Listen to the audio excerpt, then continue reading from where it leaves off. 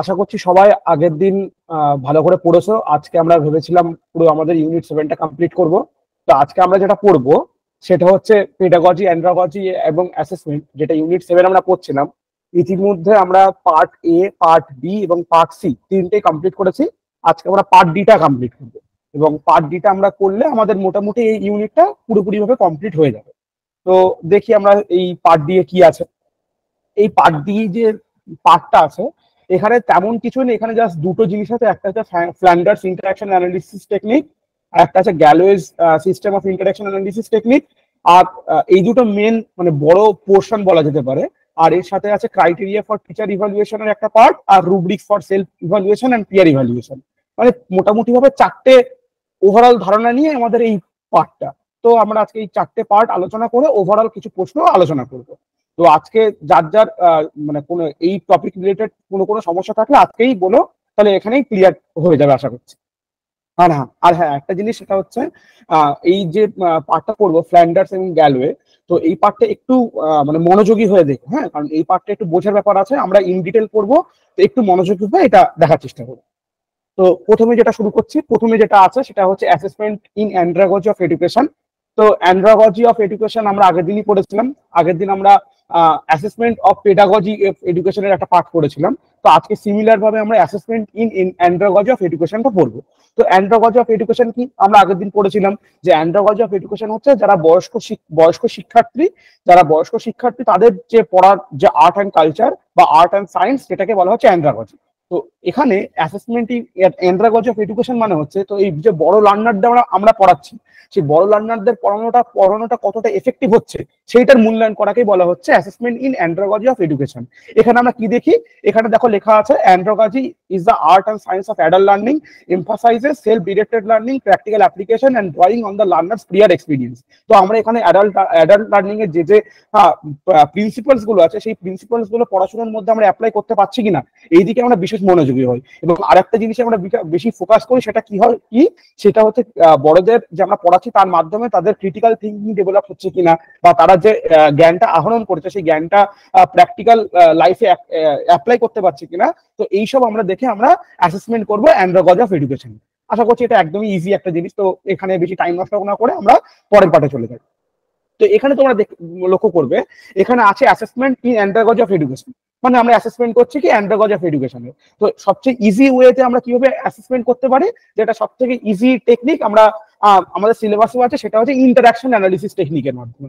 Interaction analysis টেকনিকটা কি, interaction মানে কি কথোপকথন। অর্থাৎ এখানে আমরা দেখছি যে বড়দের তো ক্লাসে আমরা পড়াচ্ছি, বড়দের তো শিক্ষক মহাশয় ক্লাসে পড়াচ্ছেন। তো কিভাবে তিনি শিক্ষক মহাশয় কিভাবে তিনি ক্লাসে পড়াচ্ছেন, সেই টিচার এবং স্টুডেন্টের মধ্যে কথোপকথন বা ইন্টারাকশনটা কেমন হচ্ছে, এই ইন্টারাকশনের উপর ভিত্তি করে আমরা বলতে পারি যে ক্লাসরুম বা এডুকেশনটা এফেক্টিভ হচ্ছে কিনা। এই বিষয়ে ফ্ল্যান্ডার্স একজন বিখ্যাত সাইকোলজিস্ট ছিলেন। ইনি ইউনিভার্সিটি অফ মিনেসোটার একজন প্রফেসর ছিলেন। ইনি ওই 1955 থেকে 1960 এর মধ্যে ওনার টিম নিয়ে তিনি একটা নতুন টেকনিক তৈরি করলেন, যেটাকে বলা হয় ফ্ল্যান্ডার্স ইন্টারাকশন অ্যানালিসিস টেকনিক। এটাকে তোমরা এটাকে দু জায়গায় দু রকম নাম দেখতে পারো। এটার যে নিউমোনিক্স আছে বা ছোট অর্থে এটাকে FIAT ফিয়াটও বলা হয়, আবার ফিয়াক্সও বলা হয়, Flanders interaction analysis category system. আমরা এটা সম্বন্ধে পরে আসছি। বাট তাহলে প্রথম ওভারঅল আমরা কি দেখলাম, যে অ্যাসেসমেন্ট অফ অ্যান্ড্রাগজিতে মানে বড়দের যে আমরা পড়াবো, সেই বড়দের পড়ানোকে অ্যাসেসমেন্ট করার জন্য আমরা বিভিন্ন টেকনিক ইউজ করি। তার মধ্যে একটা গুরুত্বপূর্ণ টেকনিক হচ্ছে ইন্টারাকশন অ্যানালিসিস টেকনিক, যেটা দিয়েছে ফ্ল্যান্ডার্স। ইউনিভার্সিটি অফ মিনেসোটার একজন প্রফেসর, তিনি একটা থিওরি দিয়েছেন যে কি করে ক্লাসরুম ইন্টারাকশন হচ্ছে। সেই ক্লাসরুম ইন্টারাকশনের উপর ভিত্তি করে আমরা বলতে পারবো যে ক্লাসে পড়ানোটা কতটা এফেক্টিভ হচ্ছে কিনা। এবং এটা কিসের ভিত্তি করছে, এটা টিচার এবং স্টুডেন্টের মধ্যে ইন্টারাকশন কি, টিচার এবং স্টুডেন্টের মধ্যে কথোপকথন কি হচ্ছে, তার উপর ভিত্তি করে এই ইন্টারাকশন অ্যানালিসিস টেকনিকটা তৈরি হয়েছে। এবার তোমরা অনেকে জানো যারা পড়েছো যে ফ্ল্যান্ডার্স এর ইন্টারাকশন টেকনিকে 10টা ক্যাটাগরিতে ভাগ করা আছে। এখানে কি ফোকাস করে, ভার্বাল বিহেভিয়ার অর্থাৎ ভার্বাল কমিউনিকেশন এখানে লেখা আছে। Classical different type of verbal communication between teacher and student. তো ক্লাসে যে টিচার এবং স্টুডেন্টের মধ্যে ভার্বাল কমিউনিকেশন হচ্ছে, সেই ভার্বাল কমিউনিকেশনকে ফ্ল্যান্ডার 10টা ক্যাটাগরিতে ভাগ করেছে। এবং এই 10টা ক্যাটাগরিতে ভাগ করে ইনি এই যে ফ্ল্যান্ডার্স ইন্টারাকশন অ্যানালিসিস টেকনিক এটা ইনি দিয়েছেন। তো যেহেতু ইনি ক্যাটাগরিতে ভাগ করেছে, এই জন্য এনার এই টেকনিকটাকে ক্যাটাগরি সিস্টেমও বলা হয়। এই জন্য এটাকে ফিয়াটা বলা হয়, আবার ফিয়াক্সও বলা হয়। তো তোমরা এই দুটো দেখে এটা গোলাবে না, এই দুটো জিনিস সিমিলার। তাহলে আমরা কি দেখলাম, ফিএক্স এর 10টা ক্যাটাগরি, এবং এই 10টা ক্যাটাগরিতে টিচার এবং স্টুডেন্টের মধ্যে যে কমিউনিকেশন হচ্ছে, সেই কমিউনিকেশন, ভার্বাল কমিউনিকেশনকে বেস করে ফ্ল্যান্ডার্স একটা ইন্টারাকশন অ্যানালিসিস টেকনিক দিয়েছে। তো এটা ডিটেল পড়ি, এটা কি আছে। এর প্রথমে কিছু অ্যাজাম্পশন বা প্রিন্সিপাল আছে, সেইগুলো আমরা পড়ি। প্রথম অ্যাজাম্পশন বলছে, দেখো, classroom interaction effects learning and teachers behaviour can categorise into specific types. তো এটা প্রথমেই বলছে কি, অ্যাজ পার ফ্ল্যান্ডার, যে ক্লাসরুম ইন্টারাকশন অর্থাৎ ক্লাসে যে কথোপকথন হচ্ছে, এইটা লার্নিং কে এফেক্ট করছে। তোমরা ন্যাচারালি ভাবো যে আমরা যখন পড়াশোনা করি, তো আমরাও তো টিচারদের সাথে কথোপকথন করি। সেই কথোপকথন যদি পজিটিভ ওয়েতে হয়, তাহলে অবশ্যই লার্নিংটা এনহ্যান্স হয়, লার্নিংটা এফেক্টিভ হয়। এবং টিচার যদি ক্লাসে এসে শুধুমাত্র নিজে থেকেই লেকচার দিয়ে চলে গেল, স্টুডেন্টরা কোনো ফিডব্যাক নিল না, স্টুডেন্টরা কোনো পয়েন্ট অফ ভিউ দেখলো না, তাহলে কি পড়াটা এফেক্টিভ হবে? কখনোই হবে না। তো এটাই এখানে বলছে। তারপরে বলছে verbal interaction is important for understand classroom dynamics. হ্যাঁ, ক্লাসরুমের যে ডাইনামিক্সটা আছে, ডিফারেন্ট ডাইনামিক্সটা আছে, সেটা বোঝার জন্য ভার্বাল ইন্টারাকশনটাও বোঝা খুব প্রয়োজন। Direct and indirect teaching style have different impacts of student. বিভিন্ন টিচিং এর যে বিভিন্ন স্টাইল গুলো আছে, সেগুলো স্টুডেন্টদেরকে ইম্প্যাক্ট করে। আচ্ছা, তারপরে আছে মোর student Tux encourage better learning, observing interaction, help teacher improve there methods, classroom communication is continuous and can be analysed regularly. এইগুলো আছে ক্লাসরুম কমিউনিকেশন থেকে এখানে ফোকাস করা হচ্ছে। ফোকাস সবচেয়ে গুরুত্বপূর্ণ থাকে এখানে লেখা আছে, যেটা FIACS focus on verbal behaviour not non verbal actions, আর object measurement of classroom interaction is possible. তাহলে এখান থেকে আমরা ফিএক্স এর যে বেসিক অ্যাজাম্পশন বললাম, এখান থেকে গুরুত্বপূর্ণ জিনিস যেটা আমরা বুঝলাম, সেটা হচ্ছে এখানে ফোকাস করা হচ্ছে পিওরলি ভার্বাল বিহেভিয়ার, অর্থাৎ ক্লাসে যেটা শব্দ আকারে টিচার বা স্টুডেন্টের মধ্যে কথোপকথন হচ্ছে, সেটাই হচ্ছে ফিএক্স এর আলোচনার মূল বিষয়বস্তু।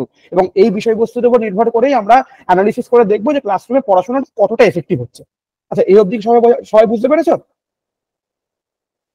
হ্যাঁ স্যার, বুঝতে পেরেছি। হ্যাঁ, এবার আমরা আরো ডিটেলে ঢুকবো। আশা করছি আজকে পুরো ফ্ল্যান্ডার্স নিয়ে আর গ্যালোওয়ে নিয়ে আমরা ইন ডিটেল আলোচনা করবো, এরপর আর কোনো প্রশ্ন যেন না থাকে।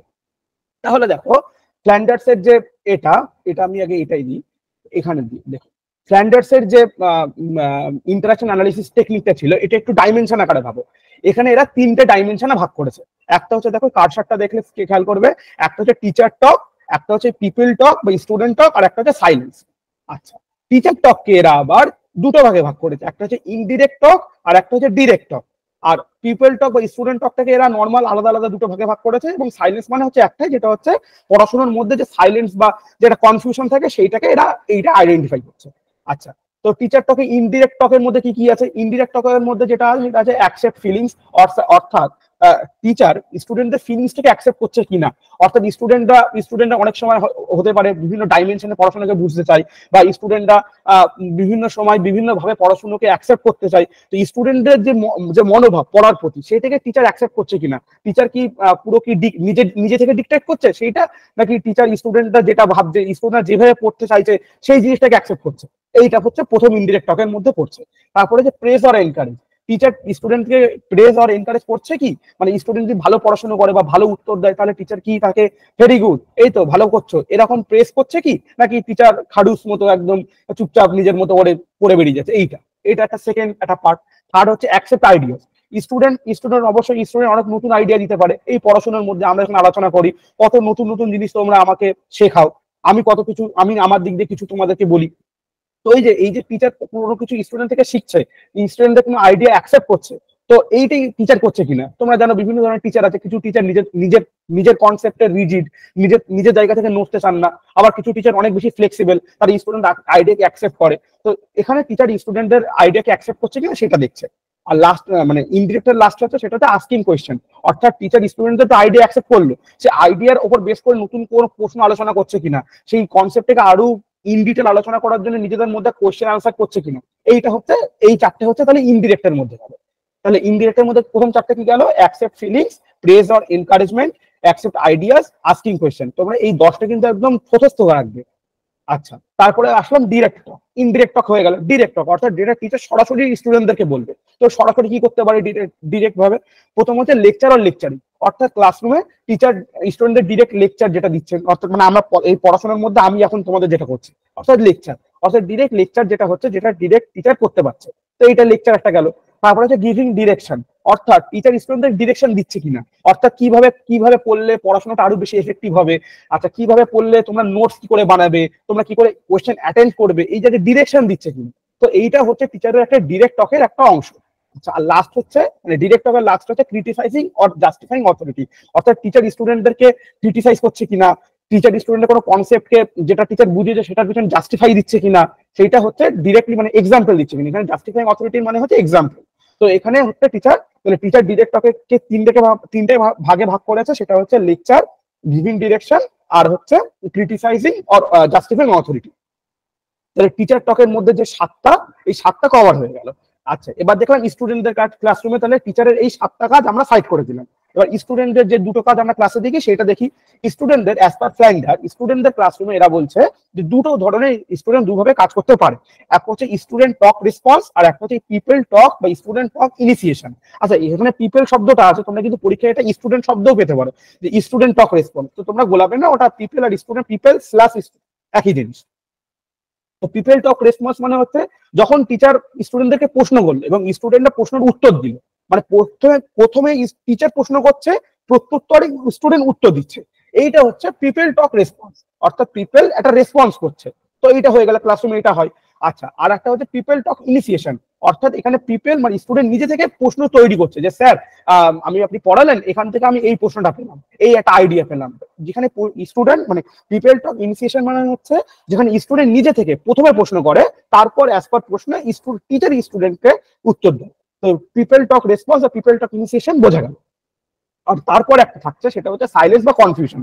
এটা মানে কি হচ্ছে, যখন টিচার পড়াবে এবং যখন স্টুডেন্ট উত্তর দেবে, তার মাঝখানে একটু একটা একটা কিছুক্ষণ পজ থাকে বা চুপ থাকে কিছুক্ষণ। এই চুপ থাকাটা বা পজ থাকাটাকে বলা হচ্ছে সাইলেন্স বা কনফিউশন। তো এই যে ফ্ল্যান্ডার্স এর 10টা ক্যাটাগরি, এই 10টা ক্যাটাগরি হচ্ছে এই। তো 10টা ক্যাটাগরি কি বোঝা গেছে? হ্যাঁ, ভেরি গুড। আচ্ছা, এবার দেখি কি আছে। আচ্ছা স্যার, এই যে 10টা দুটো আটকে গেছে স্যার আমার। আচ্ছা, আমার আটকেছে স্যার আচ্ছা, ইনডাইরেক্ট টকের সেকেন্ড পার্টে বলে প্রিসাইজ হবে এনকারেজমেন্ট। আচ্ছা, আচ্ছা, প্রথমে হচ্ছে কি, প্রথমে আমরা দেখলাম ইনডিরেক্টর প্রথম ছিল কি অ্যাকসেপ্ট ফিলিংস, অর্থাৎ স্টুডেন্টদের যে ফিলিংসটা টিচার অ্যাকসেপ্ট করছে কিনা, এটা আমি বুঝতে পারলাম। স্টুডেন্ট যেটা ফিল করছে, স্টুডেন্ট হয়তো বলতে পারে যে স্যার আমি আজকে পড়বো না, বা আজকে আপনি তো প্রত্যেকদিন পড়েন, আজকে আমরা কোশ্চেন অ্যান্সার করবো। তো এই যে স্টুডেন্টদের ফিলিংসটা, এইটা টিচার অ্যাকসেপ্ট করছে কি, তো এটা বোঝা গেল। তারপরে যে প্রেজ অর এনকারেজমেন্ট, অর্থাৎ স্টুডেন্ট হয়তো কোনো কিছু ভালো, আমি স্টুডেন্টদের প্রশ্ন করলাম, স্টুডেন্ট খুব সুন্দর অ্যান্সার দিল, তো আমি এজ এ টিচার হিসেবে স্টুডেন্টকে এনকারেজ করছে কিনা, যে বাহ খুব ভালো অ্যান্সার দিয়েছো। বা হয়তো স্টুডেন্ট যে অ্যান্সারটা দিয়েছে সেই অ্যান্সারটা ঠিক হয়নি, তো আমি স্টুডেন্টকে বললাম যে ঠিক আছে তুমি মন খারাপ করো না, আরো ভালো করে পড়ো, আরো ভালো হবে। তো এইটা এক ধরনের একটা এনকারেজমেন্ট, এইটা শোনার পর স্টুডেন্ট আরো বেশি মোটিভেটেড হবে। তো এটাও টিচারের একটা ইনডিরেক্ট টকের একটা আন্ডারে পড়ছে, যেভাবে স্টুডেন্ট পড়াকে এনহ্যান্স করবে বা এফেক্টিভ করবে। এইভাবে আমরা দেখতে পারবো কি ক্লাসরুমে টিচিং যে লার্নিং প্রসেস সেটা এফেক্টিভ হচ্ছে কিনা। আমরা আরো ইন ডিটেল পড়বো, তখন আরো ভালোভাবে ক্লিয়ার হবে। এই অবধি কি বোঝা গেছে? হ্যাঁ স্যার। আচ্ছা, আচ্ছা, এই যে 10টা ক্যাটাগরি আছে, এই 10টা ক্যাটাগরি তোমাদেরকে নাম মানে তোমরা এত ইন ডিটেল আসবে না, বাট আমি ভাবছি একটু ইন ডিটেলই পড়াবো যদি আসে। তো ফ্ল্যান্ডার্স এর যে ইন্টারঅ্যাকশন অ্যানালিসিস, এই 10টা সাব তোমরা ক্যাটাগরি দেখলে, এই 10টা ক্যাটাগরি কিন্তু নাম্বারিং অনুযায়ী তোমরা মুখস্থ করার চেষ্টা করবে। এই যে দেখো প্রত্যেকটা নাম্বার দেওয়া আছে, যেরকম 1 মানে হচ্ছে accept feelings, praise and encourage 2, accept ideas হচ্ছে 3, আস্কিং কোশ্চেন হচ্ছে 4, লেকচারিং হচ্ছে 5, গিভিং ডিরেকশন হচ্ছে 6, ক্রিটিসাইজিং হচ্ছে 7, পিপল টক রেসপন্স হচ্ছে 8, পিপল টক ইনিশিয়েশন হচ্ছে 9, আর সাইলেন্স হচ্ছে 10। তো এইভাবে ফ্ল্যান্ডার্স এর যে ক্যাটাগরি যে 10টা ছিল, এখানে যে 10টা সাব ক্যাটাগরি ছিল, সেই 10টা ক্যাটাগরিকে আমরা 1 থেকে 10 অব্দি রেট করলাম। এটা কেন লাগবে, এটা ভবিষ্যতে লাগবে, তখন আমরা আলোচনা করবো, যখন আমরা এটা ইন্টারাকশন করবো। আমরা যখন একদম খাতা কলমে ম্যাথামেটিক্যালি যখন এই আলোচনা করবো, তখন এই 10টা লাগবে। তোমরা এক কাজ করতে পারো, তোমরা এই পোর্শনটার একটা স্ক্রিনশট নিও, এরপরে আমরা যখন একটা এই রিলেটেড অঙ্ক করবো বোঝার জন্য, তখন তোমাদের এটা কাজে লাগবে। সবাই একটা স্ক্রিনশট নিয়ে নাও, তাহলে বুঝে সুবিধা হবে। যারা স্ক্রিনশট দিতে পারবে না, লিখেও নিতে পারো। তো ঠিক আছে, আমি এবার নেক্সট স্লাইডে গেলাম। আচ্ছা, তো এবার যখন আমরা করব মানে ইন্টারঅ্যাকশন অ্যানালিসিস করব, তার আগে আমাদের কিছু রুলস পড়তে হবে। যে রুলস গুলো না জানলে আমরা ফ্ল্যান্ডার্স এর মতো করে আমরা অ্যানালিসিস করতে পারবো না, আমরা ক্লাসরুম অ্যানালিসিস করতে পারবো না। তো এখানে অনেক কটা রুল আছে, আমি 4-5টা রুল তুলেছি। আচ্ছা, প্রথম রুল কি? প্রথম রুল বলছে যে ইফ মোর দ্যান ওয়ান। আচ্ছা, প্রথম রুল যেটা আছে সেটা আমি আশা করি তোমরা জানো বলে আমি করিনি। প্রথমে একটা জিনিস করতে হবে, এই যে ক্লাসরুমে এটা কি করে হবে, আগে আমাদের সেই পটভূমিটা বলি। ধরো আমরা এটা তো জানলাম, তো এইটা আমি অ্যানালিসিস করবো কি করে ক্লাসরুমে? ধরো ক্লাসরুমে উদাহরণ হিসাবে উদাহরণ হিসাবে ভাবো। ধরো আমি আমরা এই যে করছি, এটা কল্পনা করো আমরা কোনো একটা ক্লাসরুমে এটা এই যে পড়াশোনা করছি। এবার তোমরা তো সবাই বড় হয়ে গেছে, মানে অ্যান্ড্রাগজি স্টেজে আছে, তো আমাদের এই পড়াটা এফেক্টিভ হচ্ছে কিনা এইটা যাচাই করার জন্য আমরা Flanders interaction analysis technique apply করলাম। এখানে প্রথম কি করতে হবে, এখানে প্রথম একজন এক্সটার্নালকে আনতে হবে। একজন এক্সটার্নাল, যে আমরা পড়াশোনা করছি এই পড়াশোনাটা একজন অবজারভার বা একজন এক্সটার্নাল ক্লাসে আসবেন এবং দেখবেন, এবং তিনি কি করবেন, তিনি প্রত্যেক 3 সেকেন্ড অন্তর অন্তর টিচার যে কাজগুলো করছে সেই কাজগুলোর অন দ্য বেসিস অফ টিচারের কাজ স্টুডেন্ট সেই এক্সটার্নাল রেট করবে। 3 সেকেন্ড মানে হয়তো আমি ক্লাসে আসলাম, ক্লাসে এসে আমি আগে তোমাদের ফিলিংসটা অ্যাকসেপ্ট করলাম, তাহলে টিচার আমাকে 1 দেবে। তারপর 3 সেকেন্ড পরে আমি লেকচার শুরু করে দিলাম, তো টিচার যে এক্সটার্নাল সে 5 দেবে। তারপর আমি উদাহরণ দিলাম তখন জাস্টিফাই করলাম, তখন 7 দেবে। তারপর আমি তোমাদের থেকে উত্তর চাইলাম, প্রশ্ন জিজ্ঞেস করলাম, আস্কিং কোয়েশ্চেন করলাম কারো নাম ধরে, তখন সেটা 4 দেবে। এরকম ভাবে প্রত্যেক 3 সেকেন্ড অন্তর তিনি কোড দিয়ে যাবেন। তারপর যতক্ষণ না আমাদের মানে টিচিংটা কমপ্লিট হচ্ছে না ততক্ষণ তিনি কোড দিয়ে থাকবেন। তো এইটা হচ্ছে একটা মানে ইন্টারঅ্যাকশন অ্যানালিসিস সিস্টেম। তারপরে কোড দেওয়ার পর কি করবেন সেটা আমরা পরে আসছি। তাহলে নিয়ম কি, প্রত্যেক 3 সেকেন্ড অন্তর কোড চেঞ্জ হয়। আচ্ছা, এটা হচ্ছে নর্মাল রুল, এটা মনে রেখো। এবার নেক্সট রুল আমরা পড়ছি কি, if more than one type of category occurs during 3 second period, the observer should choose the category is numerically further from the category 5.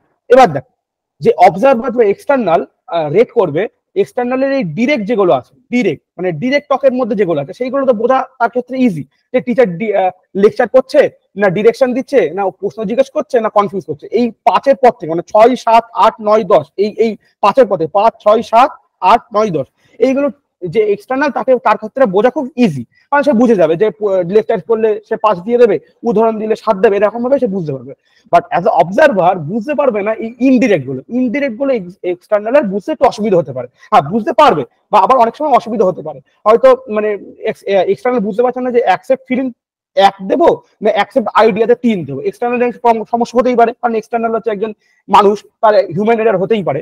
তো প্রথম রুল বলছে এই 4-এর মধ্যে যদি এক্সটার্নাল কোনো কিছুতে বুঝতে অসুবিধা হয় যে আমি কোনটা রেট করব, তাহলে 5-এর থেকে দূরে যেটা সেইটা রেট করতে হবে। এটা কিরকম, যদি এক্সটার্নাল বুঝতে অসুবিধা হয় যে 2 আর 3, মানে প্রেস করলে 2 আর অ্যাকসেপ্ট আইডিয়া করে 3, তো এক্সটার্নাল যদি 2 আর 3-এর মধ্যে যদি এক্সটার্নাল বুঝতে অসুবিধা হয় আমি কি দেবো, তখন এক্সটার্নাল 5 থেকে দূরে যেটা, 2 আর 3-এর মধ্যে থেকে সবচেয়ে দূরে কোনটা 2, মানে 2 আর 3-এর মধ্যে 5 থেকে দূরে হয় 2, তাহলে এক্সটার্নাল ওই জায়গায় 2 বসিয়ে দেবে।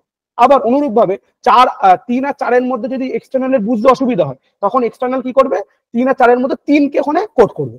তো এটাই হচ্ছে নিয়ম। মানে প্রথম রুল হচ্ছে যদি এক্সটার্নালে কোনো জায়গায় অসুবিধা হয় বুঝতে ইনডিরেক্ট টকের ক্ষেত্রে, তাহলে এক্সটার্নাল কি করবে, 5-এর থেকে নিউমেরিক্যাল দূরে যেটা সেইটাকে রেট করবে। এটা কিন্তু পরীক্ষায় এসেছিল, এটা কিন্তু স্টেটমেন্টে পরীক্ষা এসেছিল, এই জন্য আমি অ্যাড করলাম। এটা একটু টাফ, একটু বোঝা জটিল, কিন্তু এটা পরীক্ষা এসেছিল বলে আমি অ্যাড করেছি, একটু বোঝার চেষ্টা করো।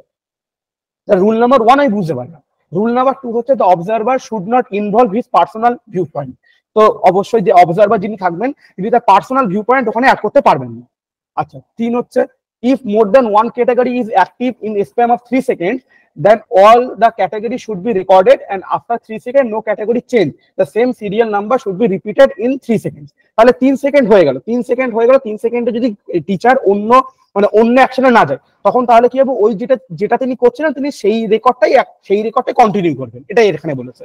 আচ্ছা, রুল নাম্বার 4 হচ্ছে if the time period of silence exists 3 seconds, it should be recorded under category 3. আচ্ছা, তাহলে বলছে সাইলেন্স যেটা ছিল, সাইলেন্স মানে আমরা এখানে জানি সাইলেন্স মানে এখানে ছিল 10, সাইলেন্স 10। সেখানে বলছে যে 3 সেকেন্ডের বেশি যদি সাইলেন্ট থাকে বা ক্লাসরুম যদি চুপ থাকে তাহলে সেখানে কি করবেন, রেকর্ড করবেন, কি করবেন, অ্যাজ আ 10 হিসেবে তিনি রেকর্ড করবেন। আর লাস্ট রুল যেটা আছে যে টিচার যদি কোনো স্টুডেন্ট নাম ধরে ডাকে, টিচার কোনো স্টুডেন্ট নাম ধরে বললো যে রাম তুমি এই উত্তরটার অ্যান্সার দাও, যদি কারো নাম ধরে ডাকেন এবং কোনো পার্টিকুলার একজনকে অ্যান্সার করতে দেয় তখন সেটা রেকর্ড হবে কিসে, আস্কিং কোয়েশ্চেনে 4-এ। সেটা কিন্তু পিপল টক রেসপন্সে হবে না, সেটা আস্কিং কোয়েশ্চেনে যাবে, 4 নম্বরে রেকর্ড হবে। এই অবধি কি বোঝা গেছে? হ্যাঁ স্যার। Very good.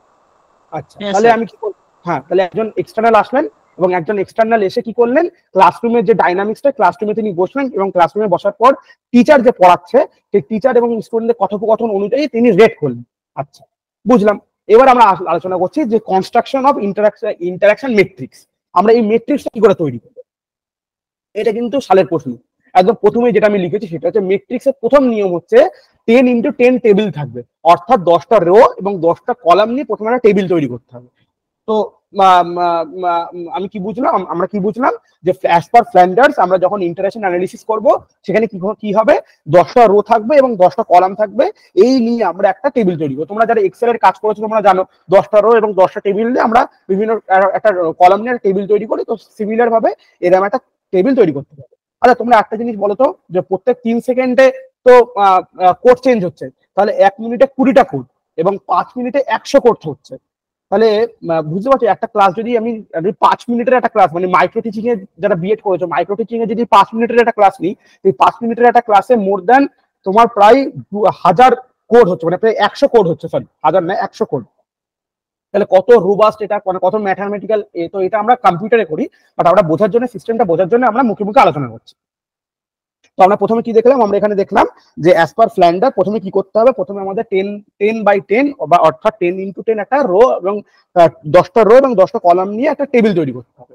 এবং ক্লাসে এসে তারপরে কি করতে হবে, আমাদের একটা শিট বানাতে হবে এবং সেই শিটে টিচার কি করবেন, টিচার যেরকম অন দ্য বেসিস অফ তার অবজারভেশন, টিচার তোমরা কাজটা ফলো করো, তিনি একটা নাম্বারিং করবে। এই দেখো আমরা এখানে লিখেছি 6, 10, 7, 5, 1, 4, 8, 4। আমরা এই ছোট করে নিয়ে আমরা বোঝার চেষ্টা করছি এই অবধি, যতটুকু কাজ করতে হবে ততটুকু বোঝার চেষ্টা করবে।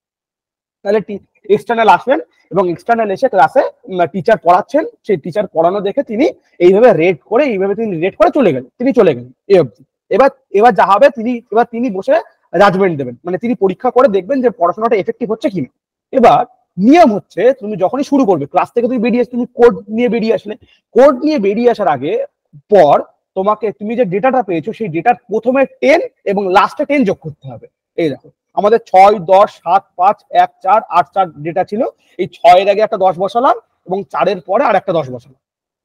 তো রুলস কি বলছে, অ্যাজ পার রুলস যে ডেটাটা আমরা পাচ্ছি সেই ডেটার প্রথমে একটা 10 এবং লাস্টে একটা 10 আমাদেরকে বসাতে হবে। কেন বসাতে হবে এই 10? তার কারণ 10 রিপ্রেজেন্ট করছে সাইলেন্সকে। যখনই ক্লাসে টিচার আসেন, টিচার তো সোজাসুজি পড়ানো শুরু করে দেন না, একটা কিছুক্ষণ একটা ক্লাস চুপ থাকে, তো সেই চুপ থাকাটা রেকর্ড করার জন্য একটা 10 বসাতে হবে। এবং ক্লাসরুমে যখন পড়াটা শেষ হয়ে যায়, ক্লাসরুমে তো টিচার ক্লাসরুম পড়া শেষ করে ক্লাসরুমের থেকে টিচার বেরিয়ে যান না, তো তখন সেখানে তার জন্য একটা সাইলেন্স হিসাবে 10 বসাতে হবে। তাহলে আমরা নিয়ম কি বুঝলাম, যে আমাদের যে ডেটাটা আমরা পাবো সেই ডেটাটার প্রথমে একটা 10 এবং লাস্টে একটা 10 বসাতে হবে। তো এই অবধি আমাদের ডেটা আমরা পেয়ে গেলাম 10, 6, 10, 7, 5, 1, 4, 8, 4, 10। আমরা এই ডেটা পেলাম। এবার কি হচ্ছে, নিয়ম কি হচ্ছে, থার্ড স্টেজে আমরা সিকোয়েন্স তৈরি করব। কি করে সিকোয়েন্স তৈরি করব, এই যে দুটো করে নেবো, এই দুটো করে পেয়ার তৈরি করবো। এখানে 10 আছে, এখানে 6 আছে, তো 10 আর 6 নিয়ে একটা পেয়ার, একটা পেয়ার হয়ে গেল। তারপরে এই 6 আর 10 আছে, এই 6 আর 10 নিয়ে সেকেন্ড পেয়ার হয়ে গেল। আবার 10 আর 7 আছে, 10 আর 7 নিয়ে আরেকটা পেয়ার হয়ে গেল। তারপর 7 আর 5 আছে, তারপর 7 আর 5 নিয়ে আরেকটা পেয়ার। এইভাবে আমরা পেয়ার তৈরি করব। তো আমাদের যা আমাদের নাম্বার থাকবে সেই নাম্বার গুলোকে আমরা 10, প্রথমে একটা 10 এবং লাস্টে একটা 10 অ্যাড করে আমরা পেয়ার তৈরি করলাম। বোঝা গেল? এই অবধি বোঝা গেল? এবার আমরা ফ্ল্যান্ডার্স এর যে মেট্রিক্স, এই মেট্রিক্সে দেখছি, এটা একটা ম্যাথামেটিক্যাল মেট্রিক্স। এই ম্যাথামেটিক্যাল মেট্রিক্সে দেখো, বোঝার চেষ্টা করো। এই হচ্ছে আমি ডেটাটা উপরে লিখে নিয়েছি। এই হচ্ছে একটা টেবিল, 10টা রো আছে, 10 রো কোনগুলো, যেগুলো শুয়ে আছে, এবং কলাম কোনগুলো, যেগুলো দাঁড়িয়ে আছে। ঠিক আছে, আমরা জানি এগুলো। কলাম হচ্ছে দাঁড়িয়ে আছে এবং রো হচ্ছে শুয়ে আছে। এবার আমরা কি করলাম, 10টা রো এবং 10টা কলাম নিলাম। এটা হচ্ছে ফিক্স, 10টা রো 10টা কলাম, এটা থাকবেই, এর বেশি হবে না। এবার আমরা কি করবো, আমরা কিছুই করবো না, আমরা জাস্ট দাগ দেবো প্রথমে। এবার হ্যাঁ, এই যে ডেটাটা আছে, ডেটাটা প্রথম শব্দটা হচ্ছে রো আর সেকেন্ডটা হচ্ছে কলাম। এটা হচ্ছে একটা রুলস। প্রথমটা যাচ্ছে রো এবং সেকেন্ডটা যাচ্ছে কলাম। তো 10 আছে কি রো, আমি রো 10-এ চলে আসলাম, কলাম আছে 6, এখানে দাগ দিয়ে দিলাম। এখানে একটা দেখো দাগ দেওয়া আছে, 10th রো এবং 6 কলামে একটা দাগ দেওয়া আছে। সিমিলার ভাবে 6th রো 10th কলাম যেটা আছে, মানে 6 প্রথমটা তো রো, এবার সেকেন্ডটা কলাম।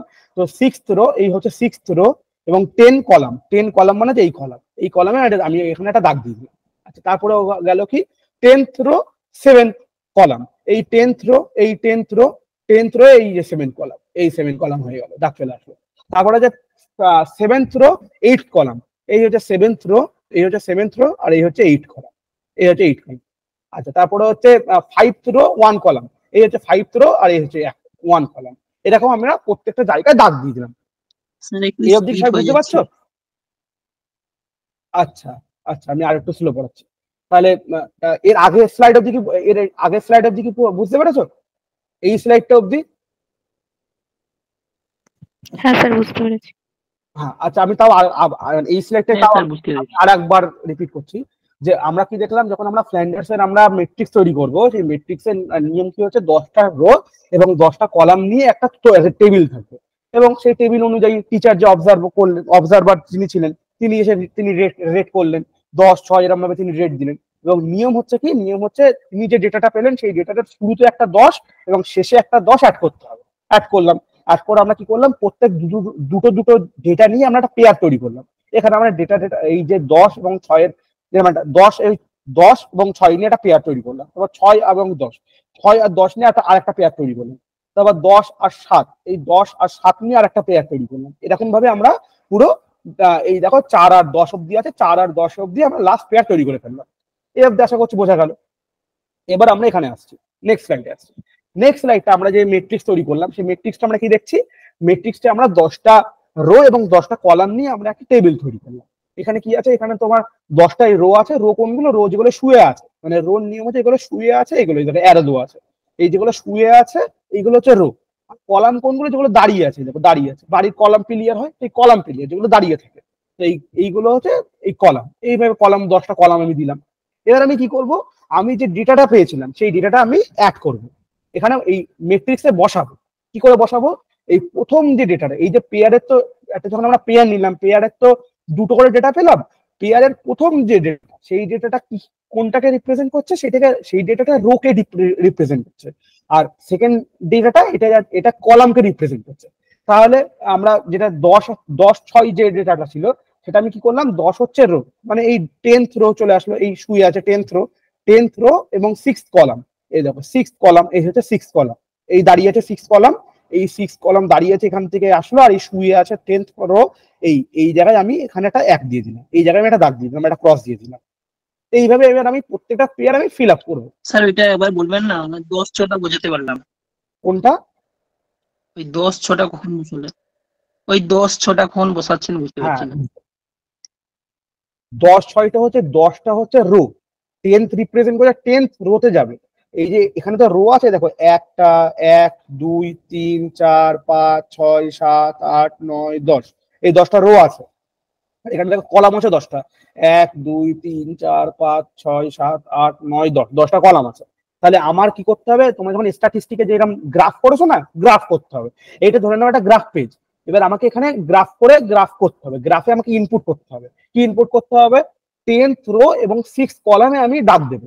তাহলে 10th রো কোনটা, এইটা হচ্ছে 10th রো, এই পুরো রোটা তো 10th রো, এই যে পুরো রোটা 10th রো, এবং 10th রোতে 6th কলাম কোনটা হচ্ছে, এই 10th রোতে 6th কলাম দেখো ওখানে লেখা আছে, এইটা হচ্ছে 6th কলাম। এই 6th কলাম এবং 10th রো, এই জায়গায় আমি এই একটাকে আমি দাগ দিয়ে দিলাম, এই একটা দাগ হয়ে গেল। হ্যাঁ এবার বোঝা গেছে? স্যার বোঝা গেছে। হ্যাঁ, এবার সিমিলার ভাবে তারপরে কাছে দেখো যে শব্দটা আছে 6 এবং 10, তাহলে 6th রো এবং 10th কলাম যাবে। এই হচ্ছে 6th রো, এটা যে পুরোটা 6th রো এবং 10th কলাম হচ্ছে এইটা। তাহলে এই 6th রো এবং 10th কলামে গিয়ে আমি দাগ দিলাম, এখানে আমি একটা দাগ দিয়ে দিলাম। তারপরে আবার আছে 10th রো এবং 7th কলাম, তাহলে এই 10th রো, এটা আবার 10th রো, আর এটা হচ্ছে 7th কলাম। তাহলে এই 10th রোর মধ্যে আমি 7 আছে কোন জায়গায়, এই জায়গায় আছে 7, এইটা হচ্ছে 7 কলাম, তাহলে আমি এই জায়গায় দাগ দিয়ে দিলাম, একদম নর্মাল জিনিস। তারপরে হচ্ছে 7th রো 5 কলাম, তারপরে হচ্ছে কি 7th রো, এটা হচ্ছে 7th রো, এই 7th রোর মধ্যে 5 আছে কোন জায়গায়, কোন কলামে 5 আছে, এই কলামে 5 আছে, আমি এই কলামে দাগ দিয়েছি। এরকম ভাবে যে কটা পেয়ার আছে এই পেয়ার গুলোকে দাগ দিয়ে দিলাম। এর পেয়ার গুলোকে আমি দাগ দেওয়ার পর এখানে আমি টোটাল কলাম, এই টোটালটা সিমিলার। এখানে যেরকম দেখো এই কলামে আমি দেখেছিলাম একটা পেয়েছি, আমি এখানে 1 দিলাম। এই কলামে দেখো কোনো দাগ পড়েনি, এই কলামে আমি 0 দিলাম। এই কলামের মানে এই রো কলামেও কোনো দাগ পড়েনি, 0 দিলাম। এখানে দেখো দুটো পড়েছে, এই পুরো রোয়ে দুটো দাগ পড়েছে বলে আমি এখানে 2 দিলাম। এখানে দেখো একটা পড়েছে, 1 দিলাম। এরকম ভাবে আমি প্রত্যেকটাকে টোটাল করলাম। এখানে যে টোটালটা হবে সিমিলার ভাবে এখানেও সেম টোটাল হবে। এটা হচ্ছে রোর টোটাল, আর এটা হচ্ছে কলামের টোটাল। তো কলামের আমি টোটাল করলাম, এখানে আমি একটা দাগ পেয়েছিলাম, এখানে একটা দাগ, এখানে 1 দিলাম।